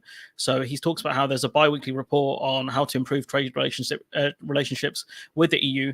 He says, my job is to follow all of them, but he's saying he's not seen anything come out of the EU, right, on their end. So they're not too bothered about us. I think he also talked about how, the 26 negotiation, it's just about implementation. It's more just about what the UK is doing. And when we look at the single market, so this from the Tony Blair Institute, they talked about why kind of membership of the EU single market wouldn't be a great idea. They talked about how they would rather see full membership of the EU rather than just joining the single market. And this again is the Tony Blair Institute, which would have would have a big voice there, because Tony Blair, what's his name? Starmer seems to be a big fan of Tony Blair. Whatever anyone in the audience thinks about that, he's in his ear. The report also states that joining the single market would involve a renegotiation of the European Economic Area Agreement, which allows Norway, Iceland, and Liechtenstein to be in the single market. So effectively, it wouldn't be just going to the EU. It would be us going to the other EEA members, the EFTA countries. So it wouldn't be as simple as us going to the Commission saying we want to get into the EU. It would go to EFTA because they are part of the EEA agreement. And what you're asking for is an expansion of the EEA. So if I stop pause on this and I go to someone who has discussed that in the past, bear with me. Where's this? There it is. So this from Dr. Svendrup. He's a Norwegian expert who's kind of followed this very closely, saying that non-EA countries. So he talks about like EFTA countries. He did not think that they would be eager to recruit the UK, so the EFTA countries, for a number of reasons. First, expansion of the EFTA on the EEA side has never been done before. Before the EU's enlargement, this is the thing I was talking about on Sunday, when some Central and Eastern European countries asked if they could join the EEA first, the EFTA countries were reluctant to let them do that. So we know like the EFTA countries don't want the UK part of the EU. I know you said like Norway have relented on this, but based again on what I've read, bear with me, that's not the case. The only article I've found goes back to 2018. So like it's going to require a lot of these old articles are not talking about EFA membership. They're talking about the time when we had Theresa May's Chequers deal and there were alternative ideas being put forward. One of those ideas was the Norway Plus idea, which was we could be like Norway in that sort of agreement, but then we could also seek our own separate trade deals and have. So that'd be an EFTA country. That's an EFTA country. That's what they were. That's what a lot of those comments at the time are talking about. There's a lot of comments that say, yeah, it's really not, I think, the kind of thing that you want. We've also got very recently, as soon as 2020, the Norwegian president said that Norway might not want to be in EFTA anymore and seek some sort of better deal. You've also got the fact that Norway has a lot of power being in the EFTA, and us being in there as well is also going to help them, because even though we are a larger economy, that's not necessarily a bad thing for them. We have vastly different economies. We have vastly different. That's not how Norway see it. Norway see it the very opposite of that. They see us as a bigger economy, a bigger population, and competition. That's the same way we have vastly different economies. But they still see us as competition, and it's a massive power imbalance. Norway comes from minerals. It comes from oil and gas. They see us as massively unbalancing their group. They see us as massively unbalancing the group because of our population size, and they see us as a loose cannon, given the fact that we are not the most trustworthy. And it would give the Norway a lot more power because we would align on a lot of stuff. And we would not align on a lot of things, and we would not accept. Do. Services is certainly an area we'd align on. But again, like that's not what they've said. That's not what the most recent articles, which are from a few years ago. That's not regarding what the actual situation for Norway is. Plus, Norway really likes us as a country. I know that seems not to account for a lot, but they actually really do. Didn't they get rid of their fishing agreement with us because we tried to play games with them and they said, "All right, cool, Norway you're not fishing in Norwegian waters." Fine with allowing us in because they'd be able to sell a lot more fish. When they literally stopped us. They literally stopped us fishing in Norwegian waters. And they'd have tariff-free access. They sell more fish into the UK. They literally stopped. They literally stopped their fishing deal. They stopped their fishing deal with us because we decided to play games over the fishing agreement that we had with them. So the idea that we're good friends. Yeah, and if we join, that would mean also really joining the common fisheries policy, which again Norway is part of. Not a problem. But again, like Norway have said no. Like the Icelandic countries, Norway would not say no.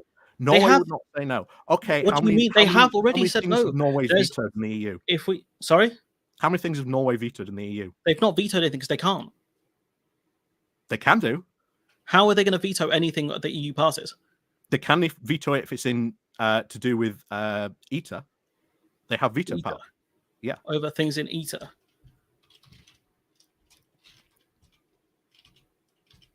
What is ETA? Oh, sorry. You mean EFTA? Yeah, sorry, yeah. They can't veto it. The EU tells them these are the new rules, and you're going to accept them. That's it. Really? Yes. How many EU rules does Norway currently follow? They don't have to follow all of them. I believe they follow 3/4 of them, but it's the ones you that just affect said them. Norway has to accept, but they only currently employ about 21% of EU rules. What do the rest apply to them? Are they anything around what Norway does? They follow 21% of Norway rules. How is Oh yeah, real rule taker Norway. But they have no say over it. Like the rules might not impact them, or they might just put it into domestic law. That could be how they've done it. That's how we do it. That's how we used to do it. So why can't we do that as well? Because it would still be based on EU directives. Again, you're saying this that Norway's going to sort of balk at this, but us just being a larger economy isn't really an issue. Yeah, we're a larger economy, but Norway gets access to us. We're literally competition. Norway told us to get lost for a reason because they don't want us. They don't want us to imbalance. They've told us this agriculturally. Norway is a powerhouse when it comes to gas or electricity, mining resources. Do you know why? Do you know why Norway? Do you know one of the reasons why Norway didn't want to join the EU? Yeah, because of its iron and coal sort of. Because of agricultural policy. One of the main reasons was agricultural policy, because they want to protect their farmers. That's why they have such high tariffs on things like cheese, because they're trying to protect Norwegian farmers. It's not just about the bigger areas where they compete in. They want to protect their domestic markets into the UK, and we're going to sell stuff into them which they don't like. They don't want to compete. That's why you set up a protective bloc. You don't want to compete. That's why you have tariffs. But why they didn't join the EU properly? We could get into this. The idea that Norway's going to say no is not realistic. They are going to. They have said no. According to this it was one of these Scottish newspapers, The National, right? One sec. Let me share this so you can see it as well, because it's not the fairest me reading stuff without you being able to see it. There it is. Erna Solberg apparently being horrified when Boris Johnson gatecrashing about gatecrashing EFTA. They didn't want us in EFTA. They don't want us in the single market. That's the problem. That's the point. Okay, can I read this to you? Go on. What year? What year is that book from? So this is from 2016. When was the book? This is the 2016. So the book was published over about a decade ago. That doesn't matter. It literally does matter, because they've had multiple politicians since then. So firstly, the Norwegians who act as information leaders of the group may object. A massive economy like Britain suddenly jumping into your little out-of-the-way trade agreement is like having someone dump an elephant into your swimming pool. But despite this reluctance on the issue, Norway is unlikely to veto British membership. British membership or EFTA? Yeah. So you're citing something from 2016, despite the fact that it's been usurped by stuff much more recent than that. Yeah, it's still the same. We're still in the same position. Reapplying for that sort of position would not change anything. Norway's not going to sort of veto our membership of it. Despite their concerns, they ain't going to veto it. Again, especially when you've got the president of Norway saying that he wants to sort of renegotiate EFTA with the EU. Us being again in EFTA would give Norway then a lot more negotiating power. Do you know what else, Ernest? Do you know what else, Erna Solberg? It would give Norway and the UK a lot of influence. Norway is not wouldn't give us that much. Erna Solberg literally came out, the leader of the Norwegian opposition, and said, "Look how much trouble the UK are having negotiating with the EU. We wouldn't stand a chance." And let's see this: if you combined EFTA's population of around 5 million with the UK's population of 65 million, that gives you around 70 million. Hardly a big increase. Hardly a big increase. Norway then has access to our market. That's especially fine, but they don't see us. In gas, fish, they literally sell us minerals, gas. forestry. Have we put tariffs everything on that they are good at? We do not have. Again, like Norway still sell gas to us. It's not gone down. It's going to be a benefit. The gas has not gone down, and given the fact that European countries are far more reliant now on Norwegian gas because of Russia, we've also invasion of Ukraine that as well. No one's going to say like, we're going to put a tariff on Norwegian gas. You'd be an idiot to do that. Like literally nothing has changed. Like they want to export stuff to us. They're still doing that. If anything, they're going to look at other countries because we're a third country. We're not a major player anymore.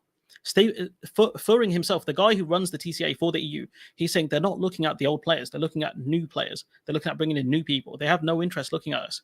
Even not just Norway. We want to join. We have not said anything about wanting to join. Until we say he's we want to talking about join, then the EU are going to sort of pay attention. He's literally talking about the reports coming out of the Tony Blair Institute saying the EU aren't saying shit about this because they don't care. Because we haven't said anything about rejoining at the moment or anything like that. You know, like I've cited Fuhring here, who's saying we're not on the radar.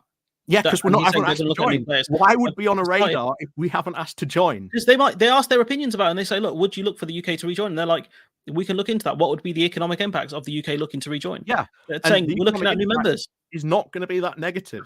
They're looking at new members and saying we're going to look at new players because they know what we're like. They know we're a pain. If you look at the stuff that actual like these kind of politicians in EFTA have said, like then they don't want us to be in the customs union as well as the single market group. They see it as a problem because again we're competing with other countries. That's how they see us. We've always been competition to them. The more you say the UK's a big economy, the more they see us as competition. The more they see us as a threat.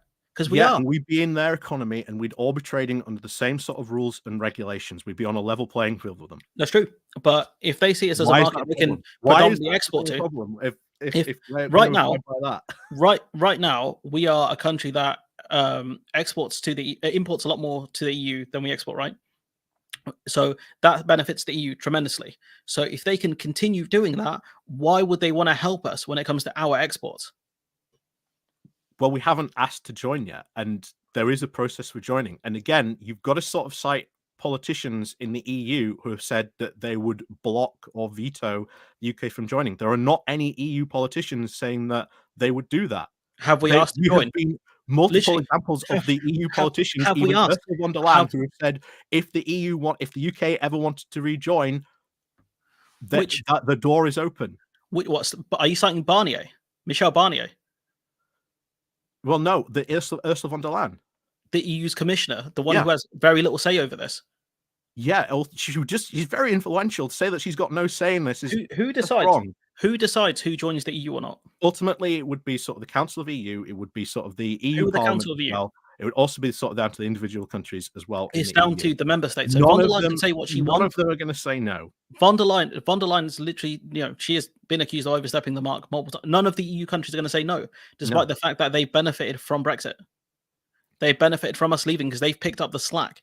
They've picked up what we have left. They've picked up investment. Benefit from that because they would have back tariff-free access to the UK to sell into more customers in the UK. They have tariff-free access for the most part now because of our FTA. They are literally exporting to us with minimal checks. Once the checks come in, you might have an argument, but until then, you really don't. You would do. You would. You could. All we have to do is just say, "Hey, can we rejoin?" And then we just start a process through negotiations. No rejoin the EU or rejoin the single. These are two different. Are we okay? Let's go back to this. Right? Say no. There is no one out there rejoining the EU or rejoining the single market. I would prefer to rejoin the EU and have full membership. So again, countries that have benefited from us leaving, countries like Spain, countries like the Netherlands, whose steel industry is doing, I think, a lot better. Tata Steel is not closed where they are. Spain are competing to us to such a level that they offered no subsidies. They offered no subsidies to Jaguar Land Rover, and the UK had to fork out millions for Jaguar Land Rover to set up shop there. Not Jacques de Gaulle. De Gaulle made about why the UK didn't join, and eventually de Gaulle had to relent on that. I don't think de Gaulle did. Like, actually, I think de Gaulle didn't die. In. It's not a bad thing. Didn't de Gaulle die before that happened? Yeah, he was out of power. Eventually his reluctance to that made him look an absolute lunatic, and all the other countries were really annoyed for not doing that. What de Gaulle? Are you saying de Gaulle said yes to the UK joining the EU or joining the EU? He died before he ever changed his mind. He didn't relent then. No, he didn't relent. And in the end, he was proved right. He didn't want the UK in. He was proved right though. Because we got too big and we caused problems in the group and we left. Your argument here is that for some reason the EU is not going to allow more people into a market where they can sell into. It's not just economics; it's political as well. Does the EU want another toxic member, a bigger version of Poland or Hungary? Would the EU want that? Well, Poland's not an issue anymore, to be honest, because they've changed leadership. They've changed leadership. Sure. Hungary is at the moment going to sort of probably find that it loses its veto power soon, and then if it doesn't change its tune, it will probably be kicked out. The only thing, I mean, there's no mechanism for the EU, I think, to kick out a member state. It's only for a member state to leave. The only thing they can do is withhold funds. There are mechanisms for the EU to do that. What mechanism That is is what so that is what is they are threatening the Hungary with now. Does anyone in chat know? Does anyone in chat know what mechanism the EU has to kick out member states? I've not heard of that. As far as I'm aware, it's up to Article 50. It's the only thing they can do is a member state can say they want to leave, but I've not heard of the EU being able to kick out a member state. Yeah, they can. They can start that process. Hungary, Article 7. Is that the one you're talking about? Now. I think it's Article. I think it's not Article. Is it Article 7? Someone chat's mentioned Article 7, but I can't tell if that's true.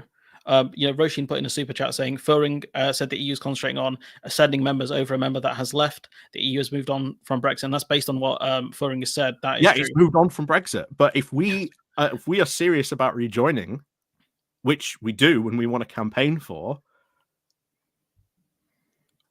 the EU is going to have probably a different position on that.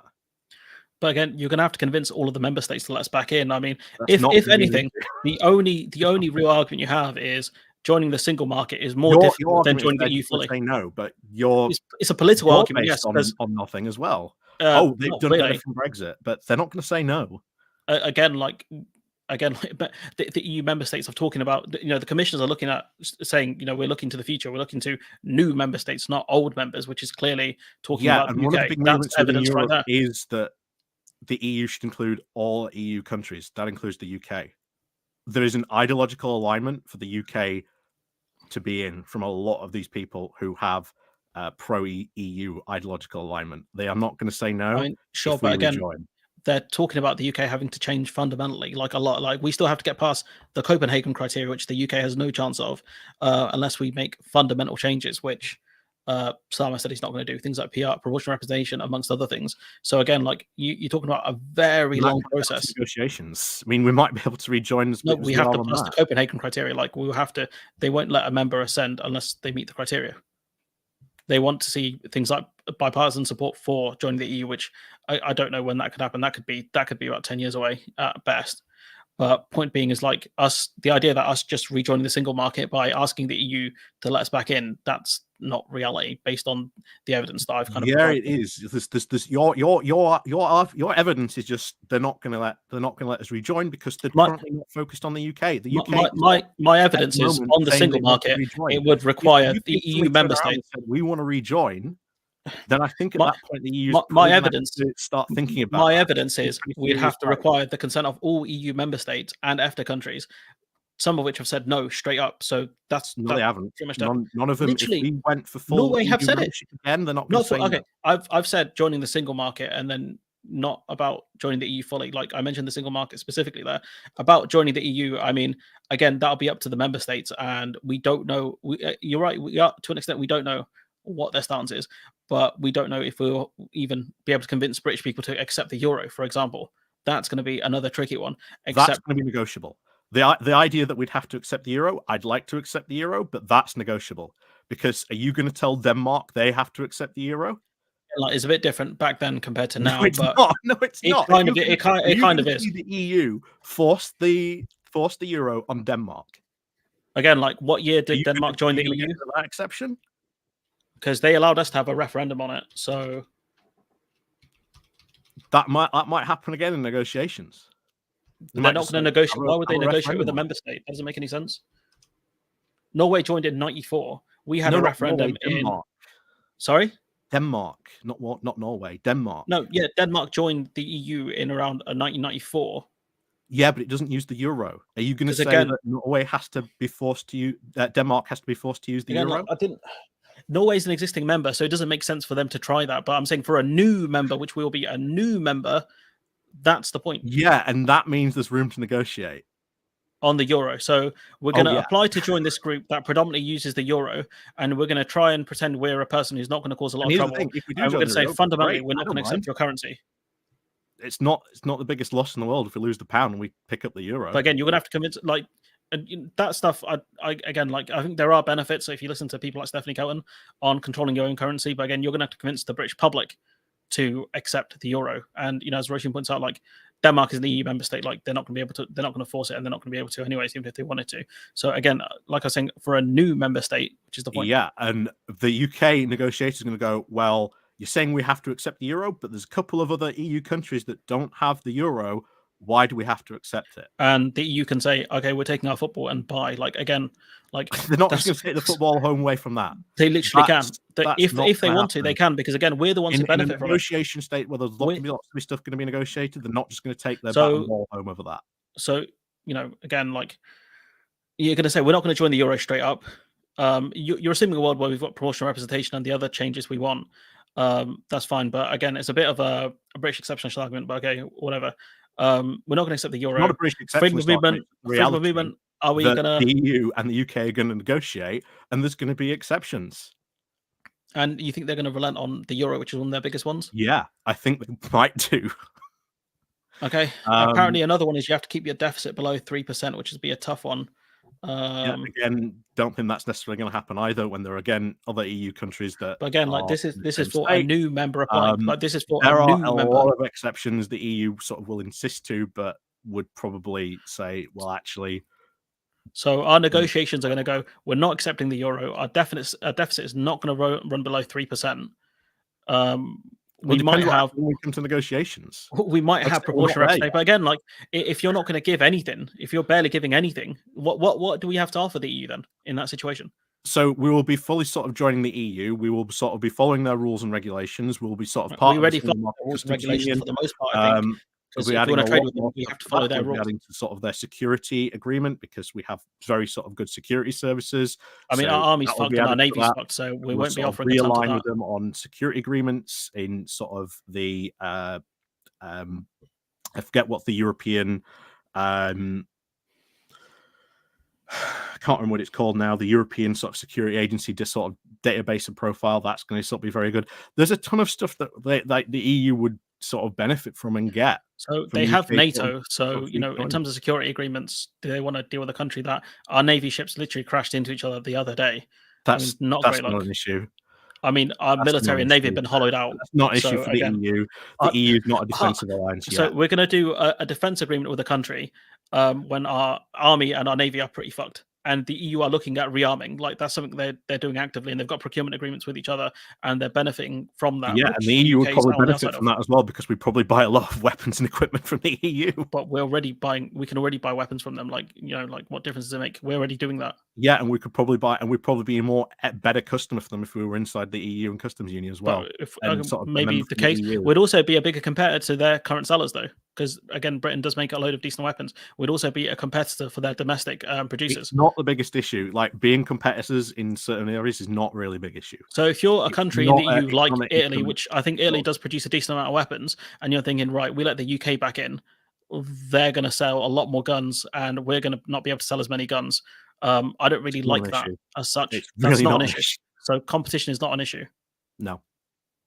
Otherwise, the EU would have never formed in the first place. Yeah, because it was a peace agreement. It was countries that trade with each other. No, it started with the European Coal and Steel Agreement, which is based on the idea that countries that trade with each other, that competing countries would come together and sort of sell coal and steel in a sort of an equal and fair manner. Right, and it's evolved and that a lot sort further of, that again, competition, not an issue. It's not going to be a case in negotiations. So the EU, being a very protectionist bloc, does not care about competition then?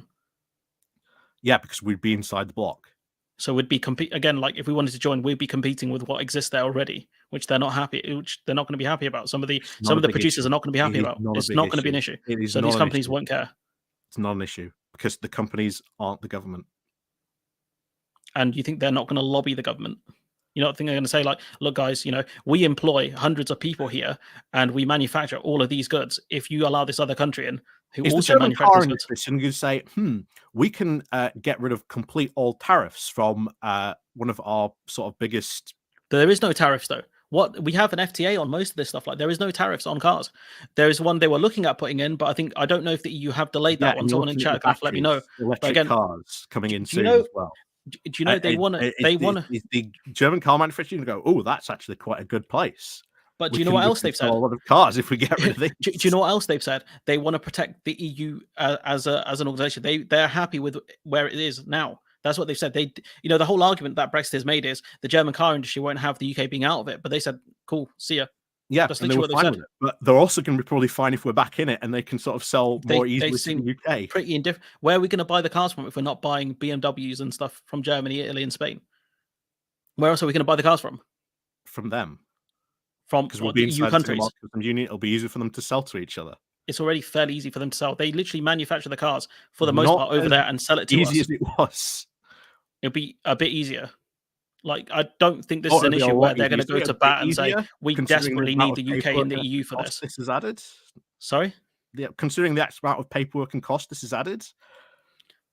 Again, like a lot of it takes someone extra 2 hours to send car paperwork for car manufacturing. Do you know that? Is the car going to rot whilst it's on the way? That's a lot of manpower.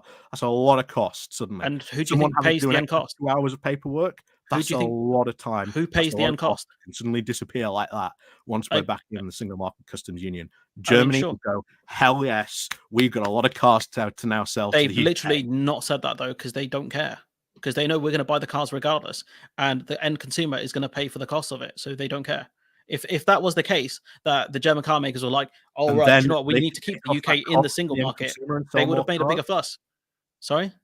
And then they can take that cost to the end of consumer and then be able to sort of. They're going to do that. Businesses don't pass on savings; they pass on costs for the most part. They only pass on savings when they have to. Yes, and if we are in the single market customs union, meaning there is no tariffs once again, do you think they're not going to sell cars at a cheaper rate?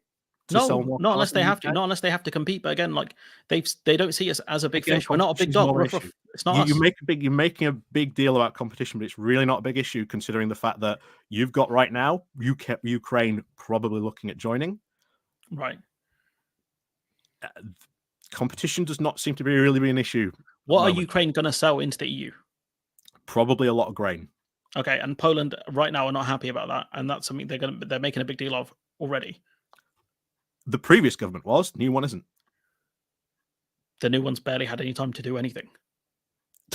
No, they have. We don't know. We don't know what they're going to say, but they barely had enough time on this. Like Donald Tusk has changed on this because at the moment, because of the Ukraine war, Poland is having to send a lot of its grain into sort of the EU. Once this war is over and the Black Sea is sort of safe for grain transportation again, it's going to be able to send a lot more grain abroad. So the competition argument falls apart then. Your argument falls apart if they're going to start selling the grain more to India once the war ends. So then Poland will be like, "Oh, cool, these aren't competing with us." Then customers, the same. They won't have. They do. If they're selling it via Poland, Poland are worried that their own grain farmers are going to be put out because they can buy cheaper grain from the EU. That was literally the guy before Donald Tusk's whole argument. Yeah, and you know what? It didn't really affect Polish grain farmers. Based on. I think it was cost per 1,000. They would make £500 less or €500 sort of less. They were making on average Polish farmers, again because of the current crisis in the EU, not in the EU, in Ukraine, prices went up because of this. They started making a killing because they will now be able to sell Polish grain and a lot more. It's not really a big issue. Again, it's really not. They literally blocked it at the border, so I don't know. They saw it as a big issue. It's really not. But again, like really so, not. I mean, if they're about it at the end of the day, once Ukraine is in, they'll be in. It's not going to really be an issue. Like you're making this big thing about competition. It's not an issue. Again, like because we'll be on playing on the level same level playing field. EU companies have benefit from us leaving, though. EU companies have benefit from us leaving. Why let anyone into the EU? Why talk about any current countries potentially joining? After all, they're adding competition. Because it's fundamentally a peace project. That's why. It's fundamentally peace through trade. Than a peace project. Peace through trade, peace through economics doesn't really make that much of a difference. Which either one of those two you're going to pick? But fundamentally, like the UK is a much bigger player than Ukraine as well, and like the EU members have benefited from us not being there. We're paying through the no subsidies for us to get companies. The EU aren't doing that. Tesla picked Germany over the UK. So if the UK joins the single market again, if the UK becomes a manufacturing hub again, That's competition for them. Again, that's competition Not. for those people in the It's country. just- It literally it's is. already If there. Tesla, It's if already Tesla there. said, It's already there. It's no, already it's not. there. It doesn't We're not matter who you competing. join. It's not an issue. It is We're not not an issue. competing. Yes, it Competition is. is not an issue. Oh Like my days. competition is just not an issue when it comes to So, sort of EU so membership. if you said to Germany, right, if the UK is in the EU, right, and Tesla say, look, we might set up shop in the UK, we might set up shop in Germany because you have, a relatively level playing field. We can make the cars in the UK, we can just sell them into the EU. It's not a problem, right? So why We have are actively all the competing. EU manufacturing bases not fully moved from the UK then? They are If moving competition matters so much, why have they all not gone running? Now there has been some movement, but subsidies. not every single company has gone running For a back start. to the EU. Some of these companies will just manufacture for the domestic market. I mean, I think we've seen Jaguar Land Rover leave. We've seen other companies leave. Nissan left. Yeah, some have left, but not all of them. They But haven't. not There all hasn't of been them this are mass. If competition matters, because why they're have they setting not up. gone running back It's to the possible EU? that we've offered them fat subsidies, which we know the government has offered them before. That could be one of the reasons why. I think Vauxhall was one we offered a lot in subsidies to. So again, like that argument doesn't really But make it's sense. not an If they issue. can make the money through It's not an subsidies, issue. it literally is, because that's what the EU set up for. It doesn't like it sets up tariffs and it's very protectionist for that reason. It doesn't like Yeah, and we'll be in competition. that protectionist agreement once we sort of go through the Exactly. whole We want to process of be in the joining, we'll be back protectionist in. agreement. They might not want us in there because we are a competitor. We are going to compete No, with it's them. not an issue because we'll be in the same place, we'll be on the same level playing field. They'll be able to sell more cars to the UK as a sort of an addition to the market. The German car But they manufacturing industry already sell doesn't really to care. us. They already sell to us. We're already a buyer. And What it all that costs happens is if them they extra lower, time and if cost they and make it easier paperwork. for trade to us, if they make it easier for us to trade with them, we will become more of an exporter. That's what they don't want. A country would rather export as much as it can and import as little as it can. Again, it's not going to be an issue. No, it's not going to be an issue. Okay. Basic country economics, them being able to export to us and import less from us, not going to be an issue. Them taking services from us and benefiting massively their service industry, that's not an issue.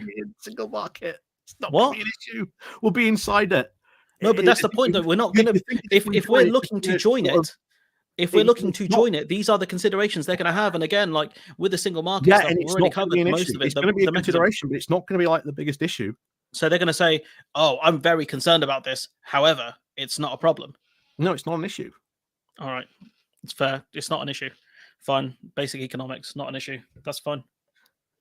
Yeah, because we're going to be inside there. We're going to be sort of go through rejoining. We're going to be in sort of the same sort of level playing field. It's not going to be an issue.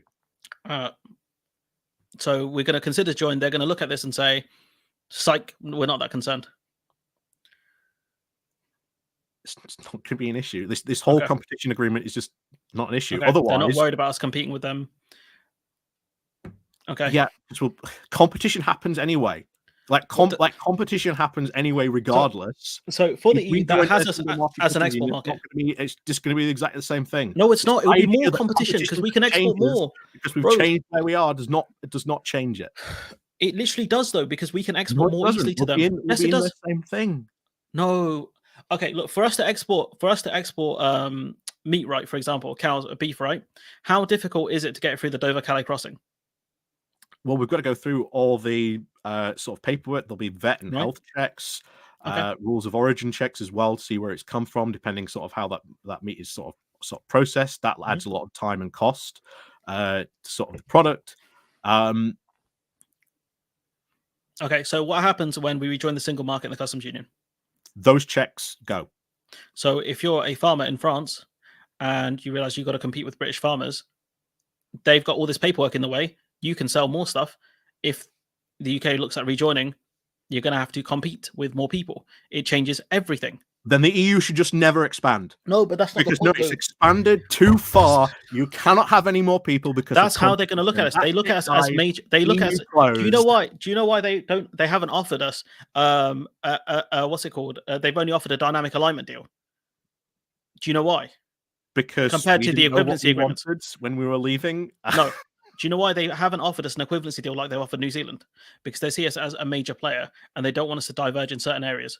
That's all. Really, we're a major player, and yet they see us as major competition. How much of a benefit would that be having a major player be in your single market? How much is it? How much of a major player are we when we buy their stuff and we don't sell as much to them?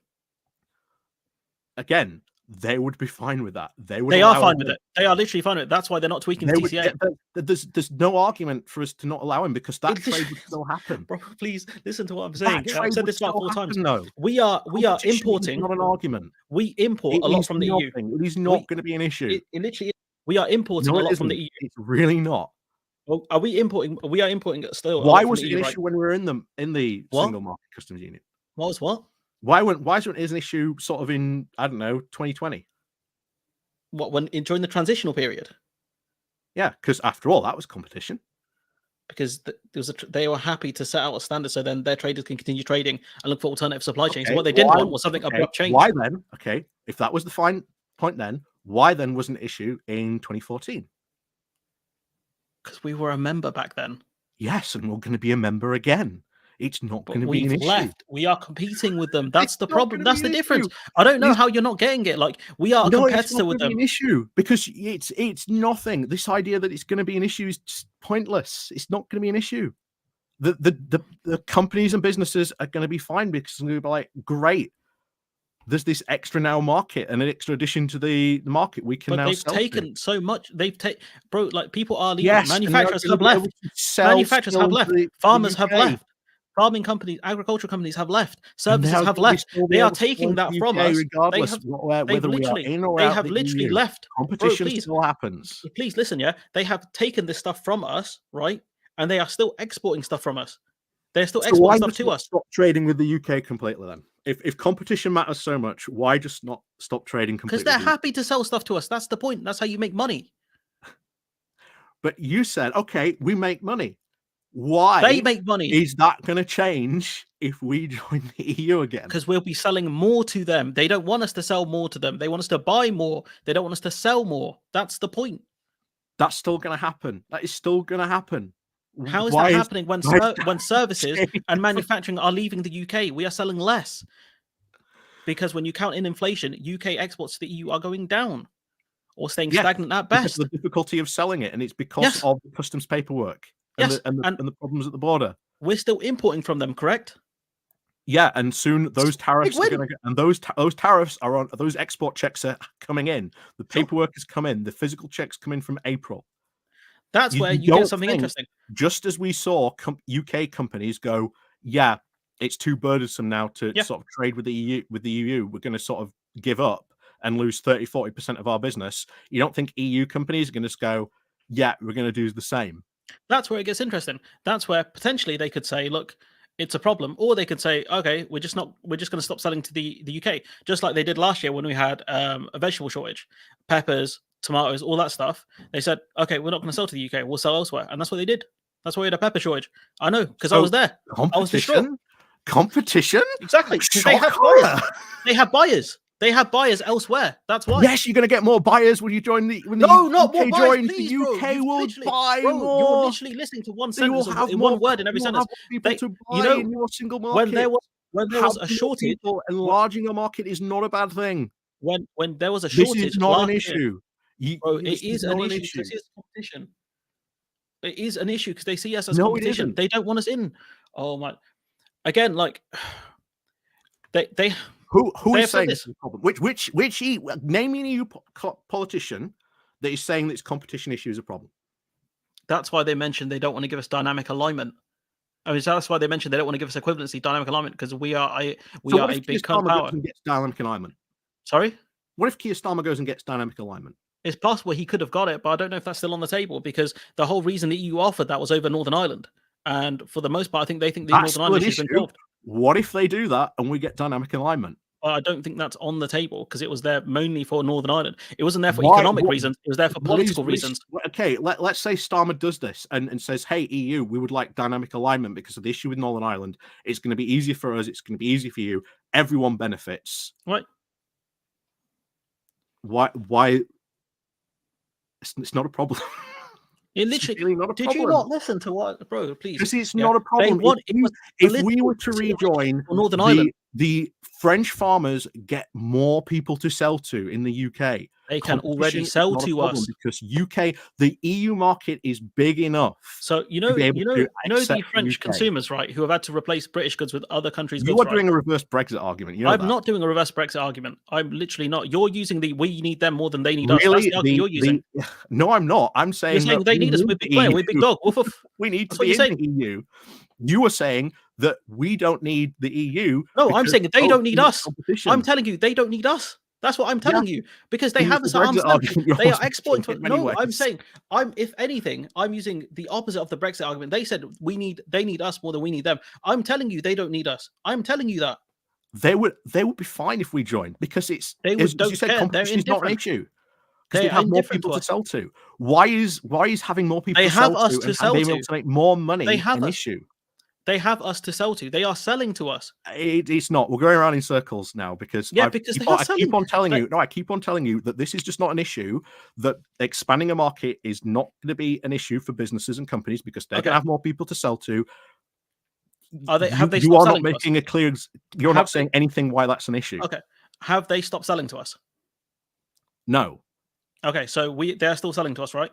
Yeah, and we are selling to them as well. Okay, are they selling more to us or less than us than they were in previous years?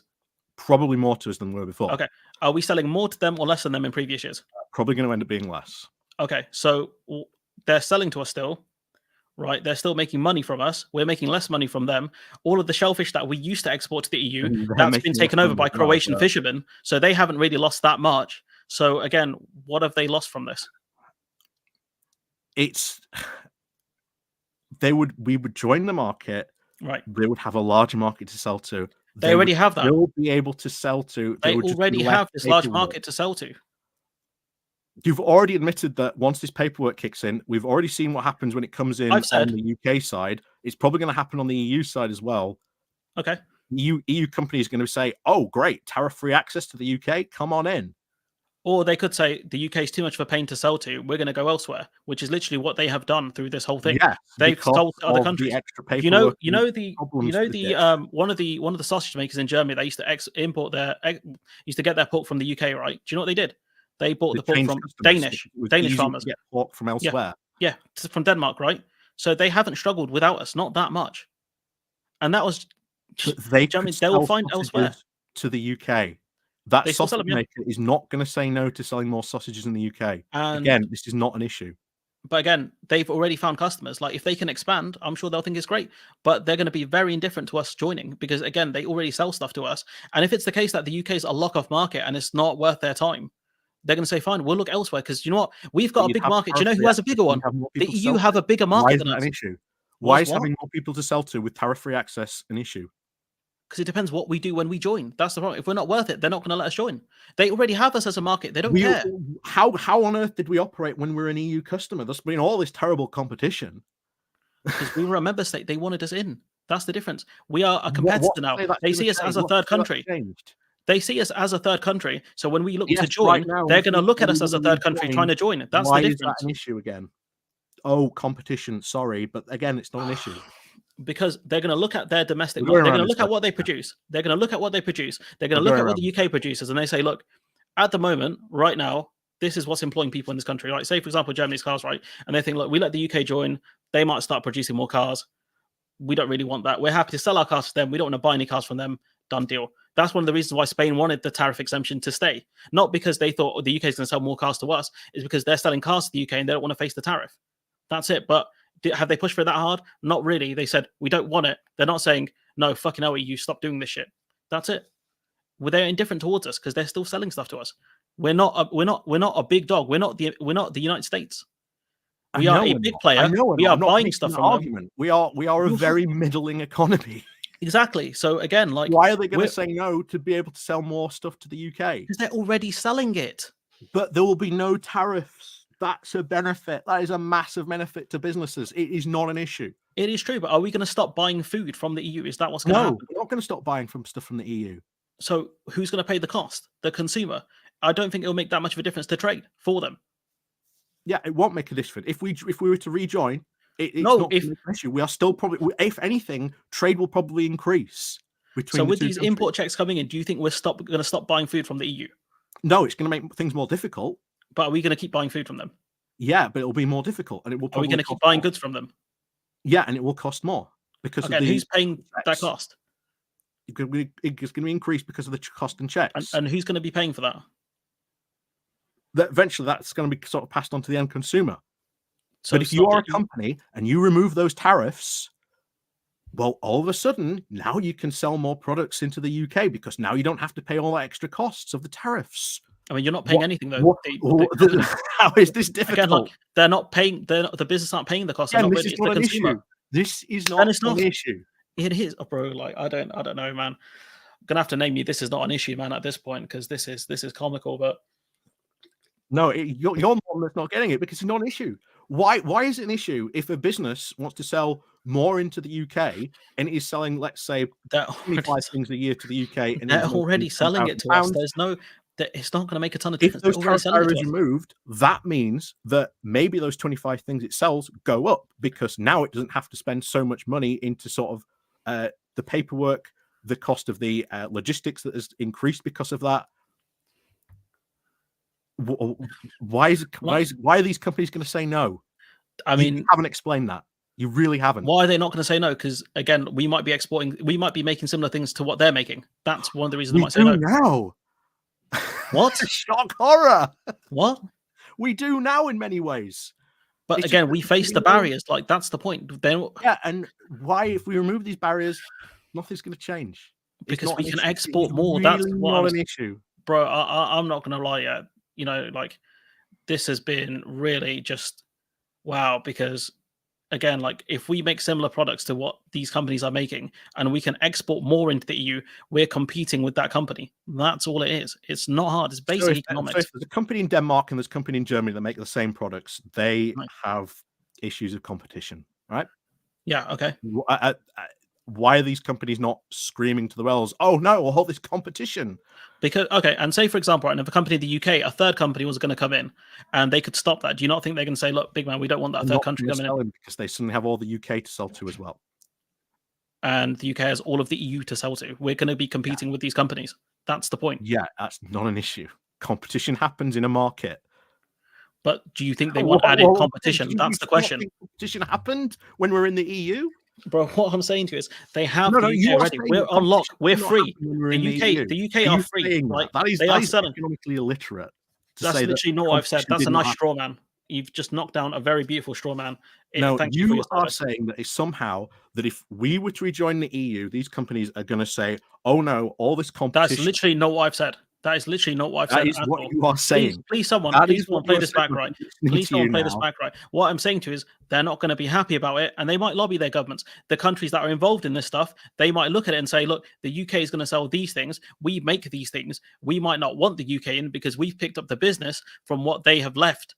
That's the difference. They're already selling to us. UK to sell into. They might not want. They've already got us to sell into. Yes, but they've got the tariff barriers to cost, which increases their cost to the UK tariff customers. Barriers. Yeah. What tariff barriers? The cost of the paperwork, the cost of the additional red tape. So the non-tariff barriers. Non-tariff barriers. Non-tariff barriers. That's red customs. Tape is a tariff barrier. No, customs fees are not tariff barriers. They're non-tariff barriers. Yes, they are. Customs fees are an absolute tariff barrier. Customs fees are a tariff barrier. Lord have mercy. These are non-tariff barriers because they're not a tariff. It's a barrier that's not a tariff.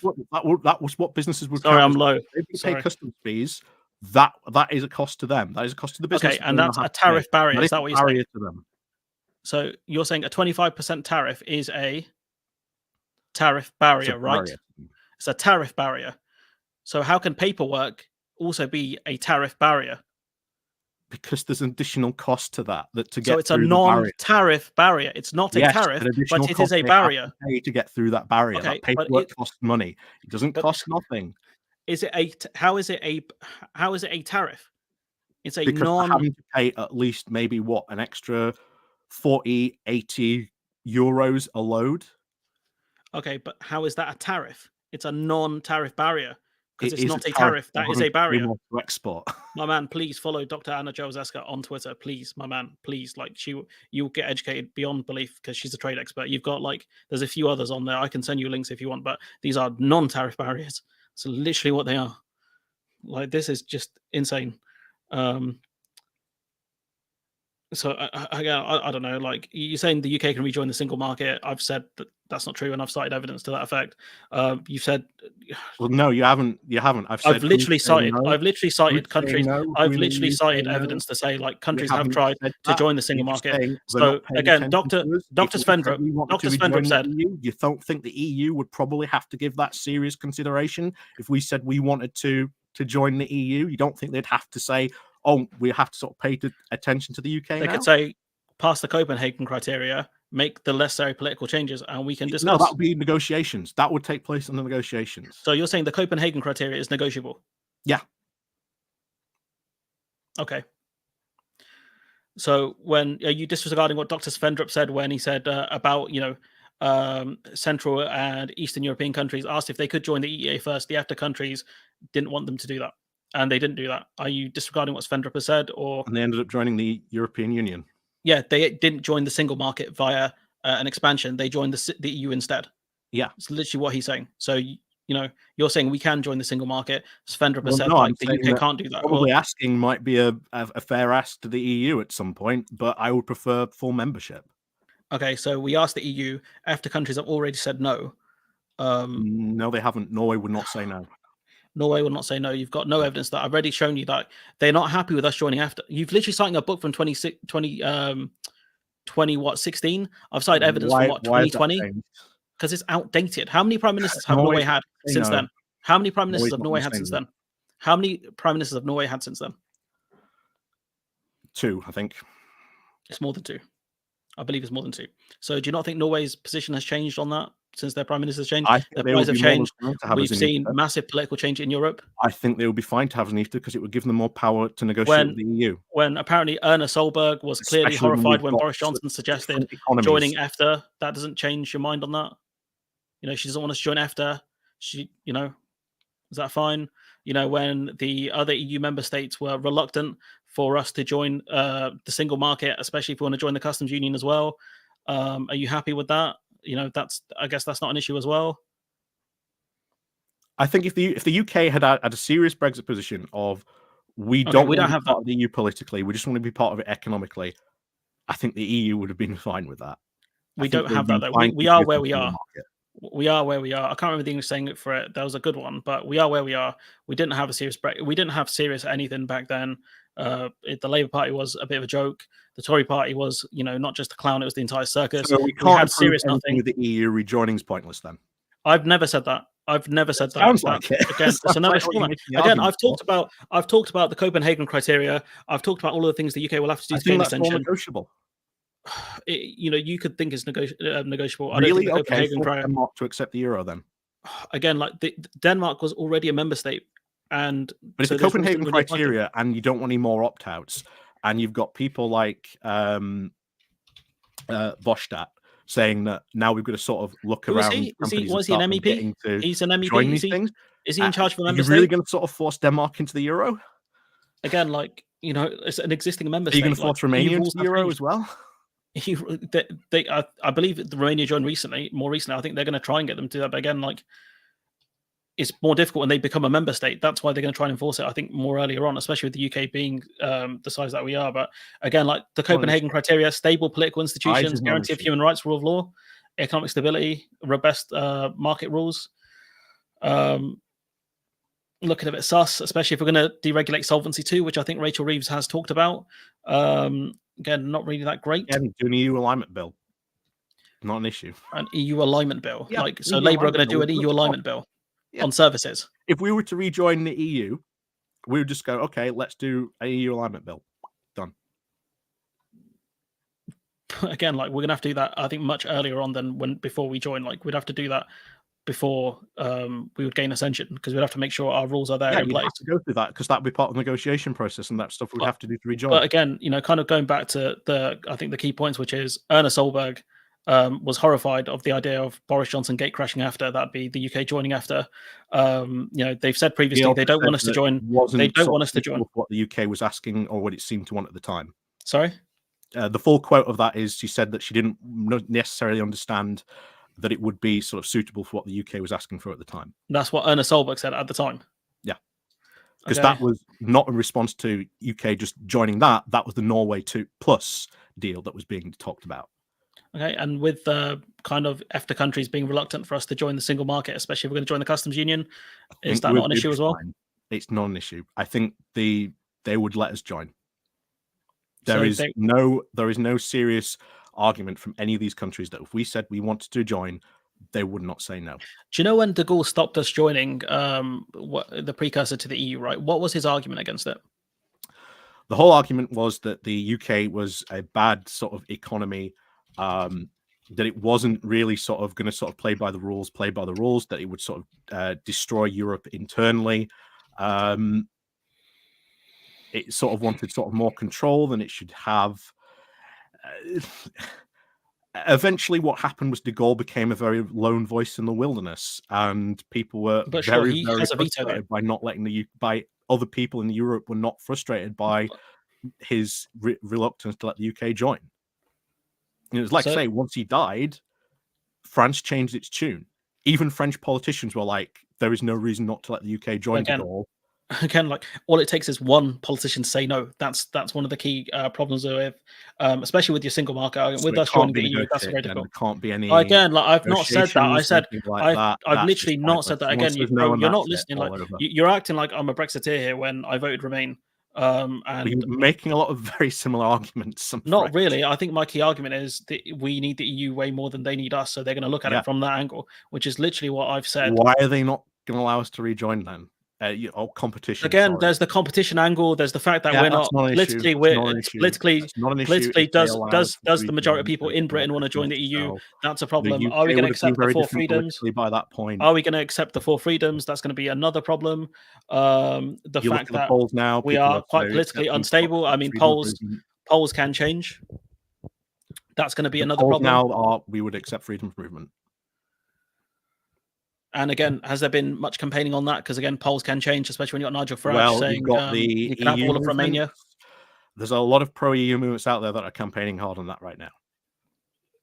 So you're saying what they're doing is pointless? No, I've never said campaigning is pointless. Look, this is, and I'll make it very clear. This is what you said to me. You asked me, what are my feats and achievements, right? And I said, I make YouTube videos. I'm happy with that. You said, my feats and achievements are, I'm campaigning, right? And I said, have you got PR? You said no. And then I said, okay, great feat and achievement. And then you've somehow flipped it as me saying campaigning is stupid. I want to make it very clear on the record. I think campaigning is good. Okay, good. No campaign. Good. I've literally said that, I think, about 4 times there. And I don't know, maybe because my mic is a bit being incredibly negative. I don't I'm not. I'm being very realistic. I'm being very realistic in a lot of the analysis I've given here.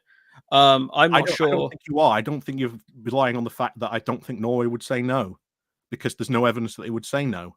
Again, because Norway has say no. Again, Erna Solberg didn't want us in. Norway would not say no. She was horrified. She was horrified at it. Yeah, and that was with regards to Norway Plus. So what do you think Norway Plus is? We're not putting forward Norway Plus. What is Norway Plus? Can you explain? Norway Plus would essentially be joining. The UK would join the single market customs union, but it would also have another separate customs union to itself, so that it could do things and deals with like Canada. Okay. And that was deemed impossible because you cannot be a member of 2 customs unions simultaneously. So right now, what the UK wants to, what you're saying is for the UK to join the single market and customs union.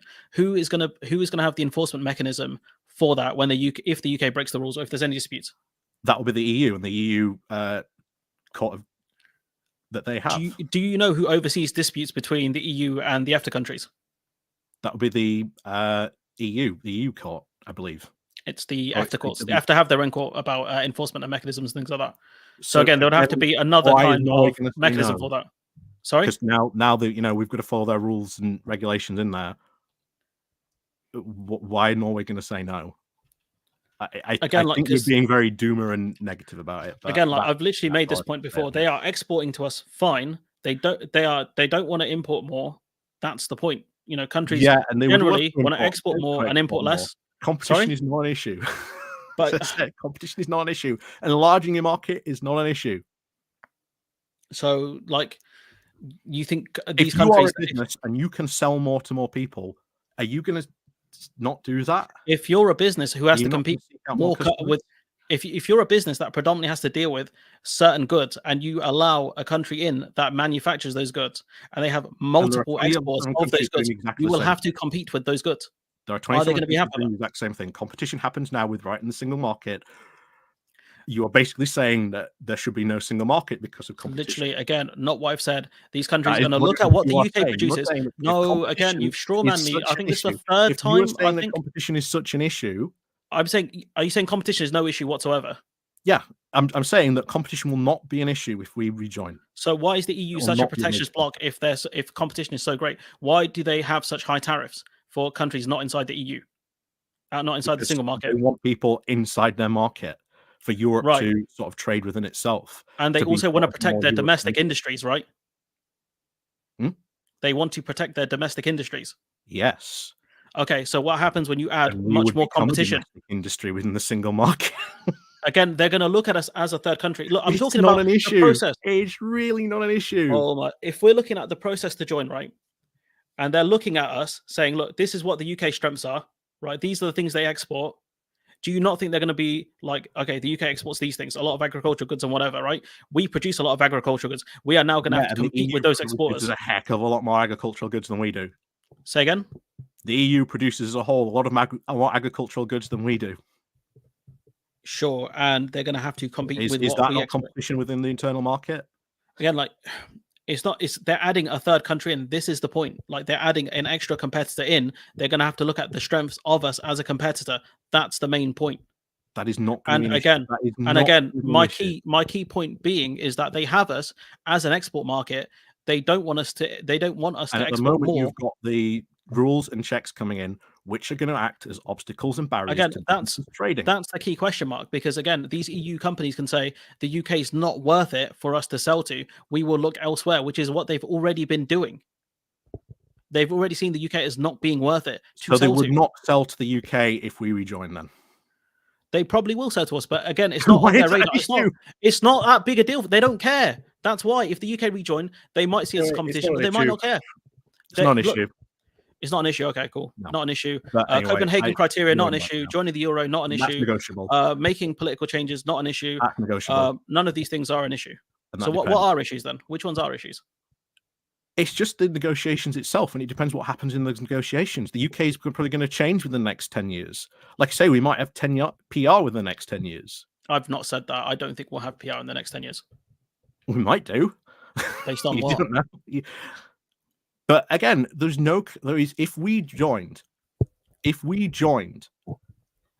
we were serious and said, hey, EU, we want to rejoin, they would have to take us seriously. Competition is not going to be an issue. Otherwise, why have a single market and be very protectionist of it if you're worried about competition? When you can, expand that market, include the UK, and you would have a lot more customers to sell to within the UK. They already have those customers. That's the point. But there are tariff barriers now that are going to come. What tariff barrier? These are non-tariff barriers for a start, and we still don't know what the EU's reaction is going to be to them. That's not an issue. It is an issue, yeah, but I don't know how they're going to react to it. They might look elsewhere. They might look at trying to trade elsewhere, or I don't know what happened to the UK when barriers came in for us. How big is the EU's market? How big is the EU's market? How many people in the EU do you think? It's say the EU, and then you've got after as well, right? So I think it's like 500 something million, right? How big is the UK's market? 65. 65. So you've got a market of hundreds of more millions of people you can sell to potentially, and you get an extra 65 million people to sell to. Again, but we're not on the radar. That's the point. You're saying, this is great. You can have an additional amount, but again, they don't care. What? We would be if we were serious about rejoining. Are we serious? No. Will we be serious? Maybe at some point, but I don't think we are. And the fundamental point is, again, they're looking at new members, not old members. Right. Well, yeah, we've had this conversation now for an hour and I'm bored. So, I mean, that's fine. But again, it doesn't take from reality. it doesn't, because it doesn't reflect reality of what might happen in the future, of what might change in the future, of what countries might do. Norway is not going to say no if we were serious about sort of rejoining their thing, because it would give them a lot more power and say when it came to negotiating with the EU. Our economies are vastly different. Okay, so no, apparently Norway in the past saying no, that's not an issue. Okay, fine. Yeah, because that was to Norway Plus that we were trying to sell. That was one of the alternatives being pushed to Theresa May's Chequers deal. No, I mean, I think they specifically talked about us joining EFTA. They've said no. Like, that's EFTA alone. That's not about double customs union or anything like that. It's EFTA alone. That's just the single market alone. That is not an issue. The whole idea again of Norway saying no, not an issue. And again, there is a lot of mutual like between the UK and Norway. That's fine. Countries, we like each other. Okay, that's fine. Yes. But again, like it doesn't mean they're going to let us join EFTA and crash their market. Really? Why did Japan let us join the Pacific Partnership or the CPTPP? Yeah, because they saw it as a good chance to export to us. That's why. Nope. Potentially increase exports. Nope. It's to say no to China. That's the only reason we are in the Pacific Partnership, to say no to China. Okay. So it's an extra vote to say no to China. Yep. Okay, cool. So that's not economically viable as an economic argument. There was other factors at play. If we were to rejoin, so are you saying? Wait. Are you saying countries make more negotiating power when it came to negotiating with the EU? Are you saying countries? Japan has made a decision based on politics, not economics? Is that what you just said? There is. Wait. Hold on. Did you just say Japan added us to the CPTPP? When I say negotiations are going to happen, did you just sorry? Did you just say Japan got us to join the CPTPP or allowed us in, right? Because of political reasons. Yep. You can't be serious, because of the fact that any of these EU countries can say no for political reasons. They can see it as playing well in the domestic market. They might not like us in the EU. Certain countries. France could do it. France could do it and say, after all of the problems we caused with France over the last couple of years, France can say no. You're not going to join. If the UK is in a vastly different position, it's a vastly different sort of government. How different are we going to be? EU, attitudes on the EU has changed. Do you know how much bad will we've caused within the EU? It's not a lot as you seem to think. It's pretty bad. It's not. It's pretty really bad. Not. It's pretty bad. It's really not. I talked to we almost started a fight. It's not. You talk to people. Yeah, I've been to the EU Parliament. I've talked with. Like, you realise that we almost started a fight with France. Shadowing EMPs. What year was this? This was this year. This year, okay. And do you think when we almost started a fight with France over fish, do you think that fosters a lot of goodwill? No, but you're not talking about the future of when things would change and we'd be back in the EU. Do you think countries forget these things? Again, no. Do you think countries have forgotten the actions that we've taken over Northern Ireland? How we almost plunged Northern Ireland into chaos? And they would be very happy to sort of let us rejoin, because that would make the situation in Northern Ireland a lot better. And we are a trustworthy country. And apparently. You don't think Ireland's going to want that as well? Potentially, yes. They've also taken a lot of services from us, and they benefited greatly from that. So it could be no. We've also boosted the chance of Irish reunification greatly. You also wouldn't be opposed to sort of selling more services into the EU, into sort of the UK, sorry. If we They can still sell services to us now. Literally, the only problem is services going the other way. It's not a cost. No, because we've given them. You know the EU traders. Again, we're rehashing the same argument again. No, we're not. You're arguing services. Oh my god, competition. There isn't a cost. They can sell services. You're arguing that competition is a cost. My argument isn't just competition. My argument is the politics of it. My argument is they already have us. We're free. Why would they let us in when we can export more? That's literally my argument for the most part. And I don't know how you. Why would they not let us in when we can just expand the market? They already have us. They don't want us to be an export. They don't want us to export more. That's all it is. Because it's for they can take that market over. They wouldn't say no to that. That's not the whole competition thing is not an argument. Okay, all right. I think I'm done. I'm done here. I'm done as well. I think I'm good. Yeah. All right. Cheers, bro. Do I just leave studio and it will end this conversation? Okay, cool. Sorry, but oh my god.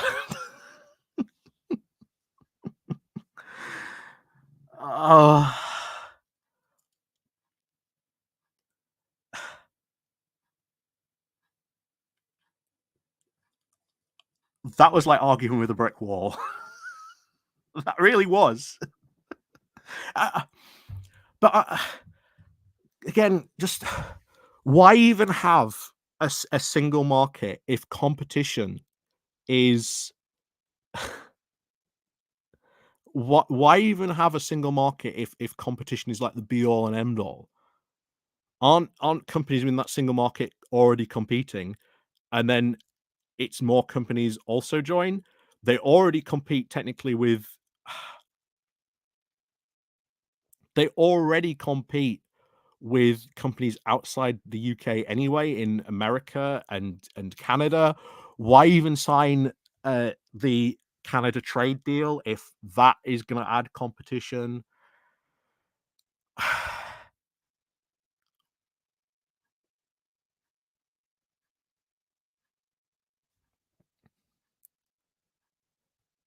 And then things are going to change. I mean, read like I just want to make very clear, rejoining is not going to be like a walk in the park. Like I think we all understand that, right?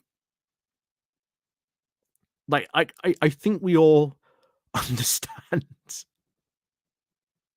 that rejoining the EU is not going to be a simple process. That there's going to be um there is going to be sort of negotiations and things like that. There is going to be sort of give and take. There is going to be a very very sort of different government. And then again, no offense, but there was a lot of deferring to experts there. And fine if you've got your particular expert, but there are also a lot of other economic experts which you could go out and find. I can guarantee we could probably do one now. So EU.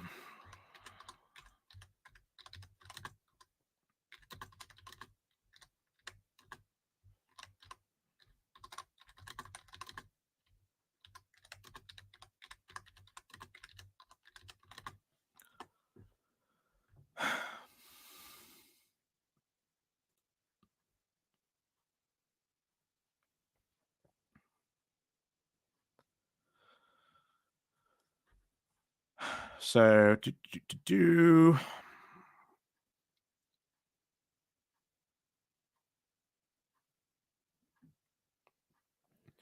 So you got someone in the Times, can we rejoin the EU? It was daft to leave, but don't romanticize the idea. So this is the Times. What should it be? Yeah, paywall. God damn it. God damn it, it's behind a paywall. Also, why invite the EU? Like, why invite Ukraine? Why invite Ukraine if that is going to sort of be massive competition to European farmers, right? If competition is such an issue, why even expand the single market? Why even enlarge it? If competition is such an issue,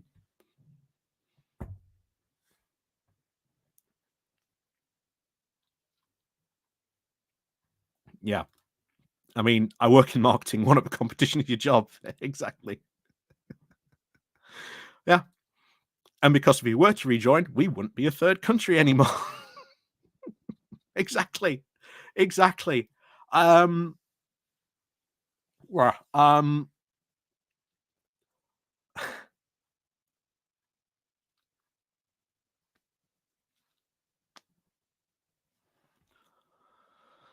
but um, Ukraine is not Ukraine is not a competition. That's the whole point. But it as Big Maj said, we make potentially all this stuff in the UK that there would be all this competition if we joined. Why is that not the same for countries like Ukraine that are looking to join the EU?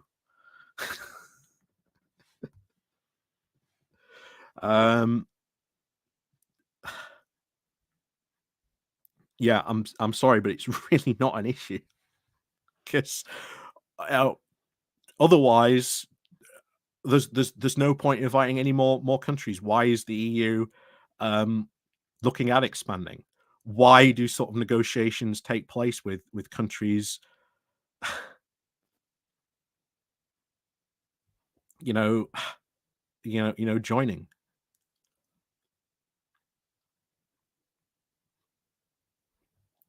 It's just arguing semantics. Yeah. Did you have a war? Hey, Ukraine exports still a grain. It's still one of the world's biggest grain exporters, even though there's still a war on. That, or else, why would Polish farmers be having all this problem? After all, that's competition. The Ukraine should not be allowed to join the EU because that's competition. It's just so ridiculous. Just so ridiculous. And then if we were to like rejoin sort of EFTA, the European sort of free trade agreement, why is, in fact, let me get it in the book, because honestly, this was the point I was making, that it's just not an issue. Where are we?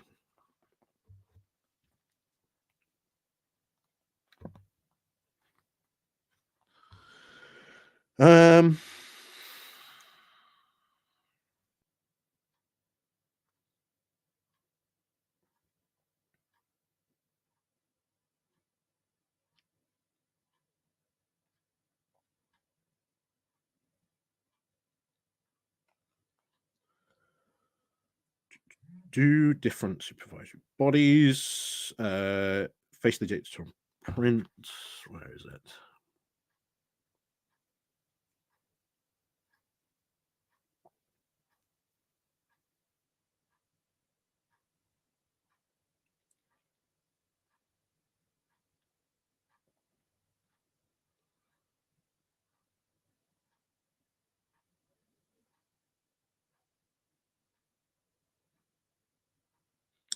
This is the fun one. Remember, this is book written back in 2016. So when I was using this as evidence, discount it, guys, written back in 2016. So for a viable EEA agreement, Britain would need to secure full equivalency status from European supervisory agencies. This is a difficult process. It does not simply mean that Britain's current agreements would need to be equivalent, but also that they would have a say of equivalency now in the future. So we will get a say in the future. Bear in mind, Norway and us being there in this would probably be the same. So once these talks would be of neutral, and they would be tedious, but they can very quickly become protracted. Once is very centrally clear, and these parties' agreements, again with the US, which dealt with the regulatory distinctions so small that they were considered no much more than technicalities, end up taking over 4 years. And even when equivalency status is eventually secured, the EU will have extraordinary powers to cut life support at any time. It can withdraw equivalency status whenever it likes with just a few days' notice. The imbalance of power is very reflected in the way that the EEA countries are almost very servile states next to the legislative force of the EU. They must accept the EU rules and pass through the single market, but they cannot influence them. This is why the Norway model has such a bad name. It looks very passive and desperate. A very powerless hanger-on is to a very massive economic giant. Again, but there are positives. But there are many positives in Norway's agreement. One, that people like to admit that it has far more influence in shaping regulations than people actually realize. There is no reason, no one really comprehends its full complexity and opportunity. Either supporters nor its opponents of the European Union want to actually acknowledge them. To admit the degree of influence that Norway enjoys would mean that Brexiteers would have to confess that they are either very self-sufficient reasons on sovereignty outside of the single market. For Remainers, any admission that the Norway enjoys considerable influence would also have to undo their hard line during the campaign that only full EU membership is now in Britain's national interest. For journalists and politicians, it would mean the existence of a massive body of international standards that very few of them will actually even understand or were even aware of. Norway does something rather clever with its position in the European Free Trade Association. It goes above the head of the EU to the global regulatory plane. And thus, these standards will then float down to the EU level. One study concluded that when you strip out internal standards adopted by Brussels, only 8% of the generally EU originated law arrives in Norway. The majority of EU law is accepted by Norway actually originates at the international standards level that have then been cut and pasted by the European Union into its own laws.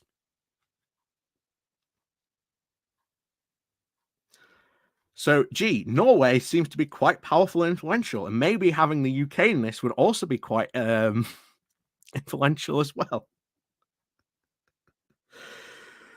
Oh. So, all in all, the Norway is not a bad package. It has to pay significantly less money for to be than a full EU member. It can influence EU law from above, but before it reaches the EU, and below when the EU hands it down. Thus, it has very economic benefits being of the single market, but only actually implementing 21% of all EU law. It is exempt from tranches of EU law on agricultural, fisheries, justice, and home affairs. If Britain were to follow a similar model, it could gain exemptions in other areas where it deems important.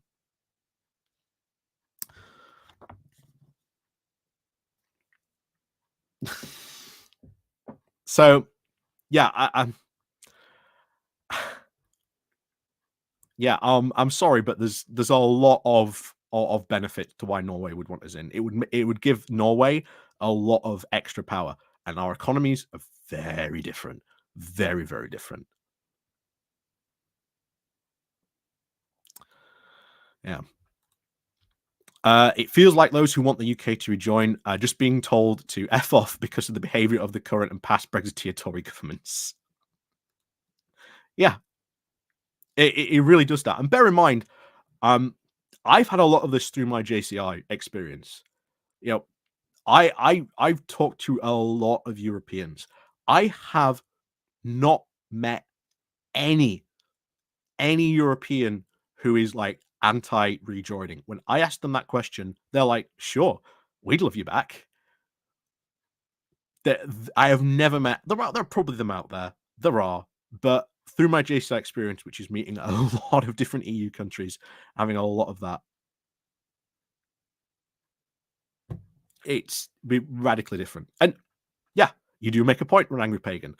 If Labour were to change their foreign policy, it would be a big difference. We've seen a big difference already from Rishi Sunak. Like for Rishi Sunak to get the Windsor trade agreement, he had to make a lot of deals and compromises. For example, this new deal, I can't wait till this gets scrutinized because I think this is checkers in all but name. Like I seriously think this is checkers in all but name. Like seriously. And if it's checkers in all but name, that means we're going to be following a lot more EU rules and regulations. Not really going to be an issue.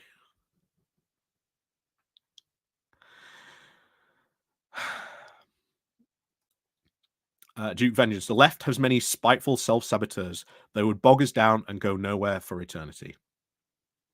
Yeah. Yeah. That's generally how that conversation felt. But bear in mind, I want to sort of reiterate the point that we went round in circles talking about competition for almost an hour, where I said, look, why is competition going to be an issue? All these governments, all these companies going to have access to be selling into the UK market. They're going to love it. And remember, they've already got competition from other countries now. The UK being added, really not an issue. Or else we were already competition now.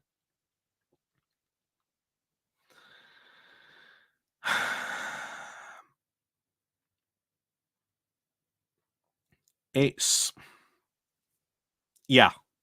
For someone who studies or someone who studied politics, you know, if Big Maj had a politics degree, as he said, being able to sort of talk about and negotiate is prime political stuff.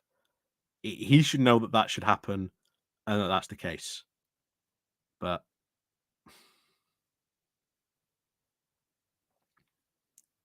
if they already have access to the single, if they already, again, they already have access to the UK market, then is that not competition? Because we also have access to the EU market as well.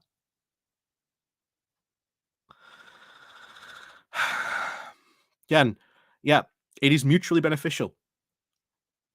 What I was saying every single moment, and he gave nothing to say that it will not be mutually beneficial. Just that, oh, it competition, and that the EU is not looking at us at the moment. Well, if we were to sort of come forward with like a serious proposal of rejoining the EU, they'd have to take us seriously. You are right. The EU will become stronger if the UK rejoins. You are right.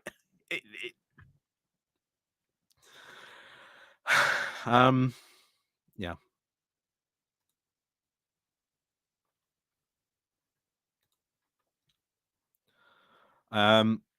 Imagine others could at least put effort in to try and find ways back in. I get being cynical, but they shouldn't just deny hope. Yeah. Yeah, there is someone who's given up on hope. I've said it before. If you are not hopeful in politics, get ready for some really bad times. Get ready for some really bad times if you do not believe in hope, because the story for Labour for PR, one of the most successful PR organizations in the UK that has done so much for advancing the cause of PR, that used to get laughed at when it first started after the AV referendum. You'll never get anywhere. You'll barely get 88 local Labour parties. We have almost all of them at this point backing PR. We've got it passed at the conference. We don't know what it's going to be like when it comes in to it. I don't maybe think we'll do it this one, maybe the next one. I've said before about, you know, joining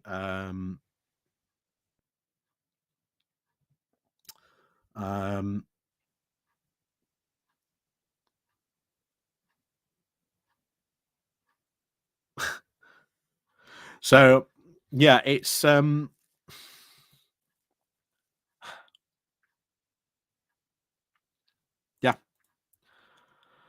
Hope is how much all of our recent cultural and social changes started. Yeah.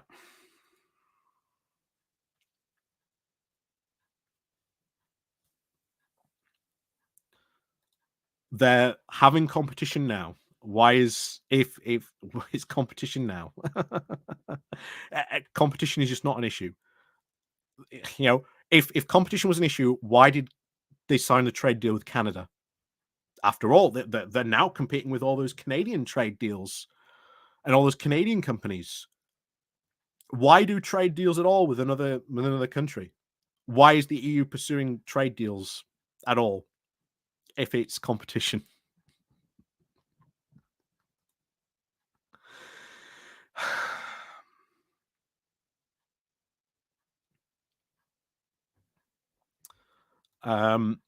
The UK's always stood on the brakes. The EU's stronger now. They don't care. It's not a topic. Yeah, they don't care now because we're not in the EU. And we weren't the biggest brake staller there was. We did agree on a lot of the regulation when it came to it. We did agree a lot on the regulation when it came to it. So, yeah. I'm sure he's going to have a field day talking about this for the rest of the week. I'm sure he is, but I don't mind. You know, I do. Let me just address some of the things because I did bring up his YouTube channel. I think a lot of people might be annoyed at that. Let me go back to the comments. let's just address this for a second.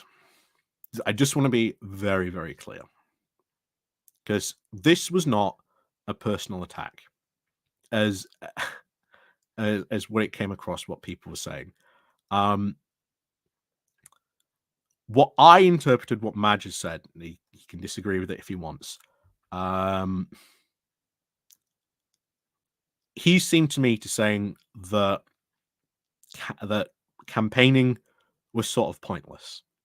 Like, I said that to him in this, and he said, "Oh, I want to be very clear. I don't think campaigning is pointless." But he came across to me and said, "Campaigning." It seemed to me like campaigning and trying to make things better and advocating for change is pointless. And if you meet any resistance whatsoever, pack your things up, go home. Well, that's really what it seemed to me. And him just going, "Oh well, I've got a YouTube channel." Remember, bear in mind, this is what No Justice said to me as well. That when somebody asked her, "Well, what are you doing?" "Oh, I've got a YouTube channel."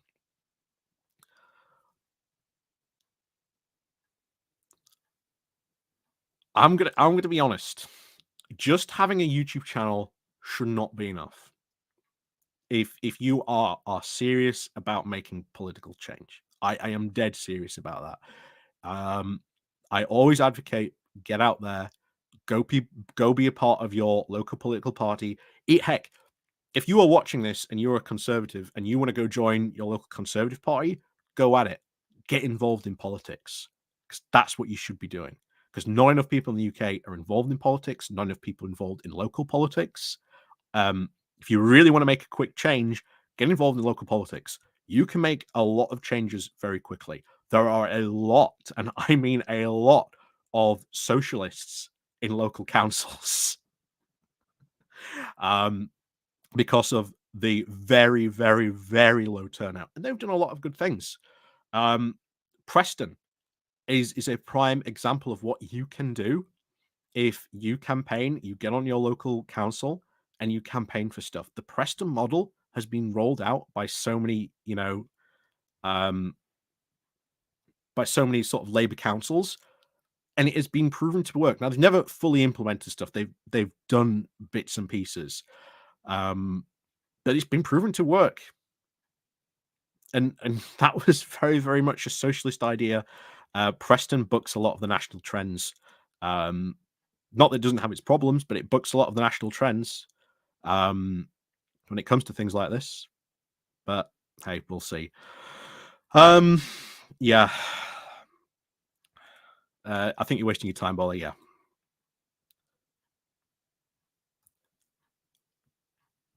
That was someone who, as far as they're concerned, has read something and thinks that's the case. And the other thing I didn't take to him was some of the things and quotes he was using about joining the EU.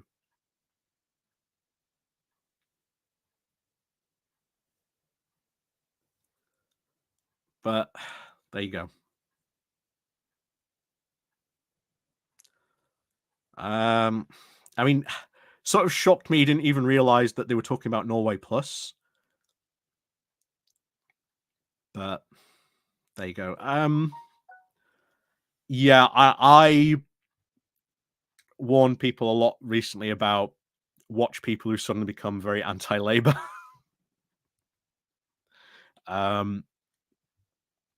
Because some people have just been opposition so long they can't change the mindset to that. And I think I'm not going to agree with everything that a Labour government does, but I'm still going to support it.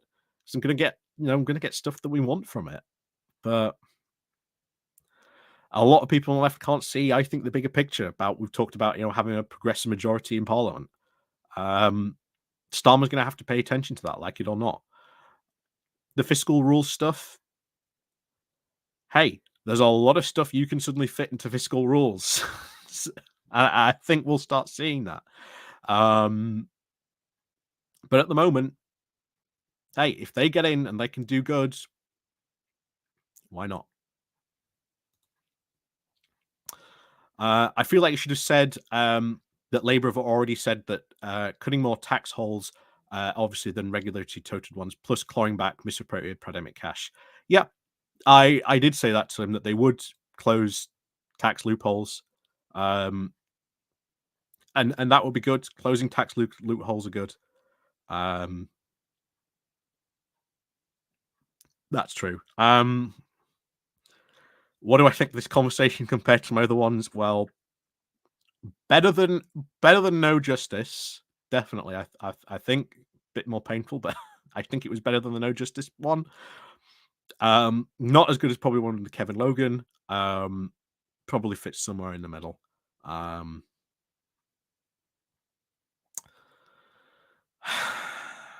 there you go. Yeah, he needs a big dose of hopium. I think. He needs a big dose of opium. A very big dose of opium.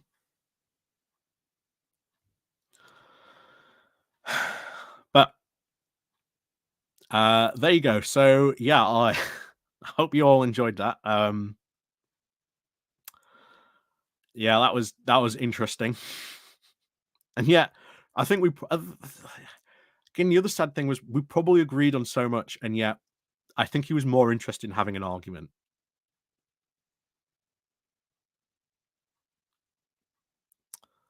One Angry Pagan, there's a free version of StreamYard. If you look in the links below, you will be able to find the link to StreamYard to have a free account where you can use this. It's very good. Yeah, Simon says it ain't always easy, but good for you to try and have a debate. This wasn't a debate. Once again, Big Maj asked for a debate. I said I'm not interested in having a debate. Debates are, I feel, very toxic. People read more into them. People feel like they need to sort of win rather than sort of talk about the stuff that's said. When I asked why his competition was an issue, he just kept on saying the same thing, that businesses aren't going to like competing with UK businesses. Well, Germany's businesses have to compete with all the rest of the EU, all the other EU countries. You know, all the other EU countries have to compete with Germany's companies as well. If you've got the whole thing with Labour joining as well, with not Labour, Ukraine joining as well, is that not competition?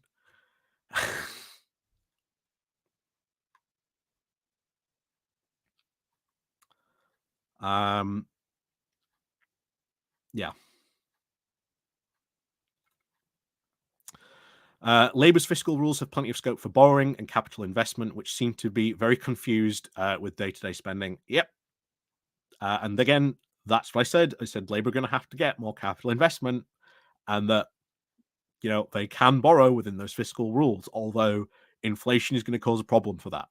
Because, you know, you might borrow, I don't know, what, 10 billion? It turns out cost of inflation, it's sort of 5. So again, depending on inflation, but you know, Labour might actually have a plan for actually solving inflation.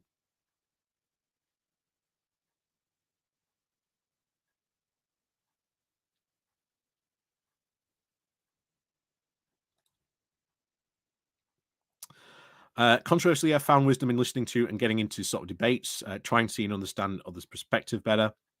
I don't know if I've been around the internet longer than you when Angry Pagan, but again, there are good reasons to have debates. But I think if you're going to have a debate, and I think a proper debate, I'd want a moderator.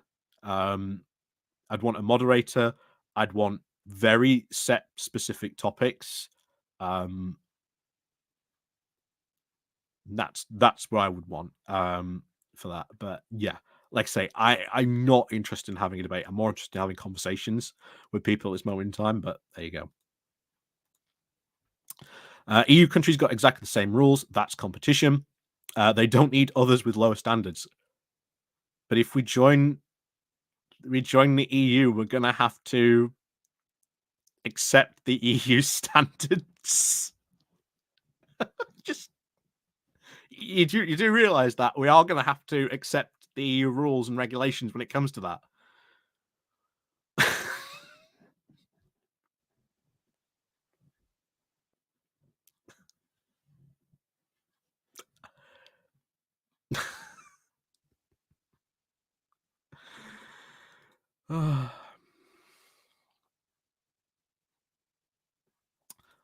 Yes, definitely on a moderator. Yep. Perhaps your YouTube debates need to be loosely scripted so both sides can prepare references. Again, I'm not interested in having debates at the moment. I'm more interested in having conversations. I think because debates imply that you've got to have a winner, you've got to have a loser. I'm not interested in having that. Debates are very, very structured in such ways. This is why I had such an issue with No Justice when I didn't agree to have a debate, and yet she advertised it and sold it after that this was a debate. It changes how the conversation is had. I wanted to try and understand her perspective more. I wanted to ask her questions that in a debate you can't really do. It is about, this is my side, I'm going to argue for my side. And I think having a conversation is a lot better. I'm not going to say no to having debates in future, but right now I just prefer to have conversations. I think they're a lot better at this moment in time. Bonus question: what 4K armies did you collect? Good question. I actually still do have my armies. I like I say, I just got burnt out with 9th edition, and I haven't even played a game of 10th edition. I've been more playing 40k, not 40k, AOS, because I've enjoyed Age of Sigmar a lot better than playing 40k. But I have an Orc army as my sort of my main my main army, and I've also got an Admech army, just because they're so radically different. I like having those two. And I flirted in the past with having a Chaos army, as you can see here, but I got rid of it because I wasn't interested in having more armies. You can see there's my Abaddon.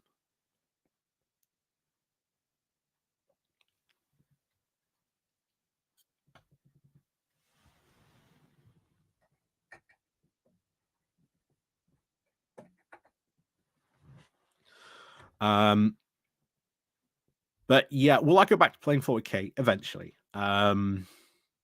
Eventually, but yeah. But like I say, I'm enjoying playing AOS at the moment. Really enjoying playing AOS on that front. Why would you want that as an EU business / country? Two different things. You're asking two different separate questions there. As a business, you get to now sell into the UK into the UK. Are you going to say no to more customers as business? No. Hence why it doesn't become a political issue. Just you've got more customers. The UK is going to have to accept EU rules and regulations, meaning we're all going to be playing on that same level playing field. It's not going to be an issue.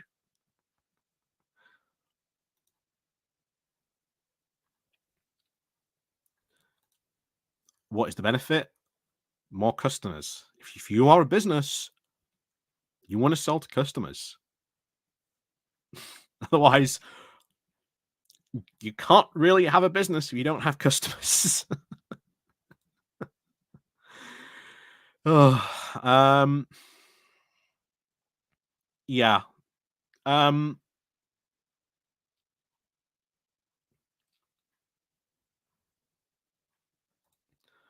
We didn't really stand on the brakes, though. Again, the whole argument that we stood on the brakes. We were obstructionist in some areas. Yes, I will agree. But when it came to economic ones, we passed a lot of the EU laws and regulations. And when we went to court, the EU sided with us more than they disagreed with us. Interesting, that, isn't it? They already got their UK customers. And you're not going to say no when, you remove the barriers to trade. Not going to be an issue. Not going to be an issue. Not going to be an issue. Or else, why expand the EU anymore? Why expand to the EU anymore? There are countries in Europe that are not in the EU single market, mostly Eastern European ones, and of course Ukraine as well. why are we going to get why even expand the EU? Like, why allow any more in? Because that's competition.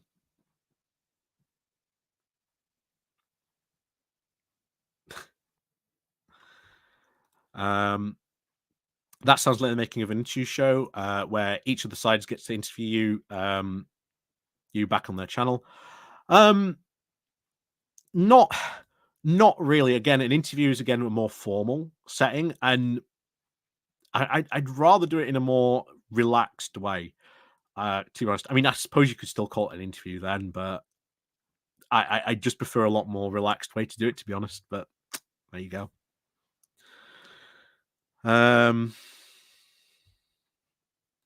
We contributed lots to the EU. That's very wrong saying that we did not contribute anything to the EU. That is a very bad reading of our time in the EU.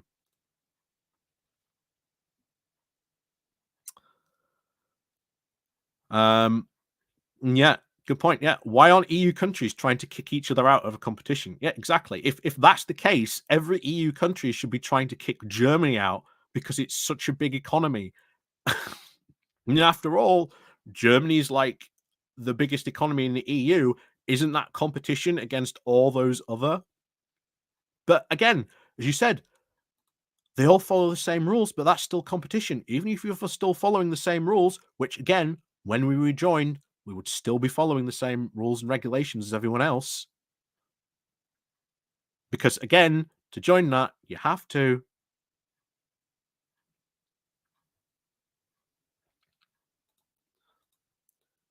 They got 450 million customers. They don't need the UK.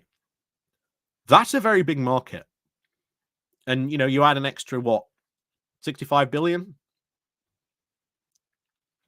That's just a lot more people to sell to. Sounds like the single market's got plenty of people to do that, to sell to. Yes, I had super chats, so I'm sorry that I didn't read some of the super chats. Thank you very much to Fact Not Fiction for the super chats there that I missed. And of course, when I repay, we talked about that at the start with the general election. Sorry about that.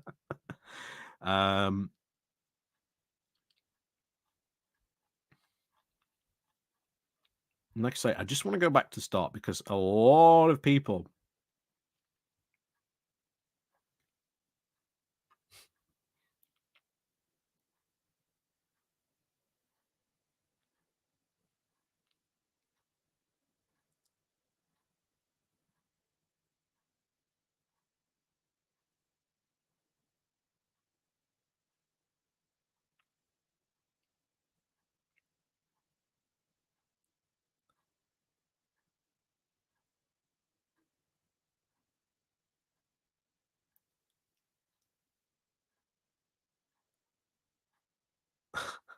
Yeah.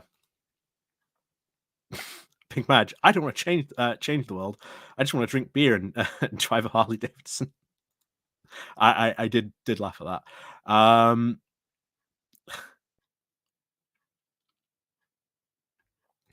And again, Rob H, slagging someone off for doing YouTube videos when you do YouTube videos yourself is taking the piss.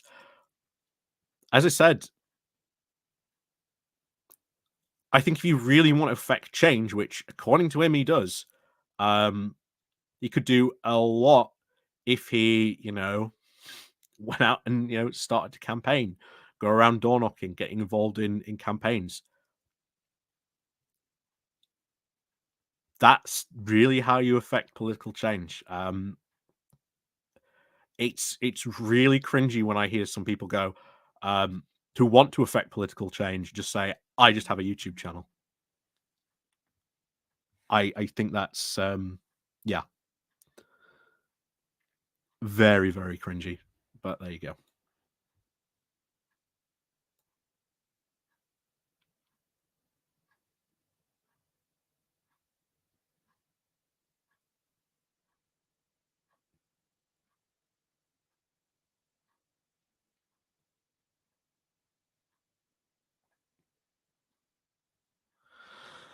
What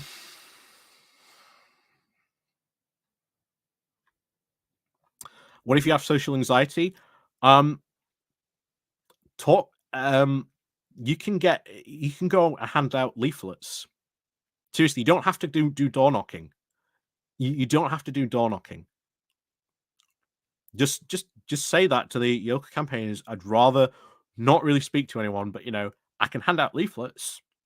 Trust me, your local Labour campaigners would bite your arm off just to have someone help out with stuff. You do not have to go around necessary door knocking. It's honestly, it's a lot easier. And even if you do have social anxiety, sometimes putting yourself out a bit of the comfort zone and getting involved with like-minded people who are trying to do sort of the same thing you are, honestly, you'd make a lot of friends. Like seriously, if you want to go out and meet new people, going out and getting involved in campaigning, it's generally it's generally very good.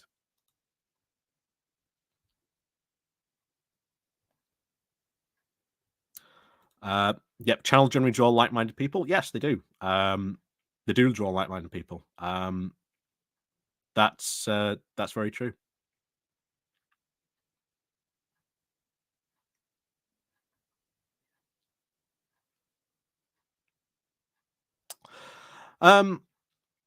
Yes. But yes, I'm tired after that. I've been going since 6:30. Is it 6:30? Yeah, so we've only been going 3 hours at this point. Anyway, thank you very much for watching, and of course, as always, we'll see you all next time.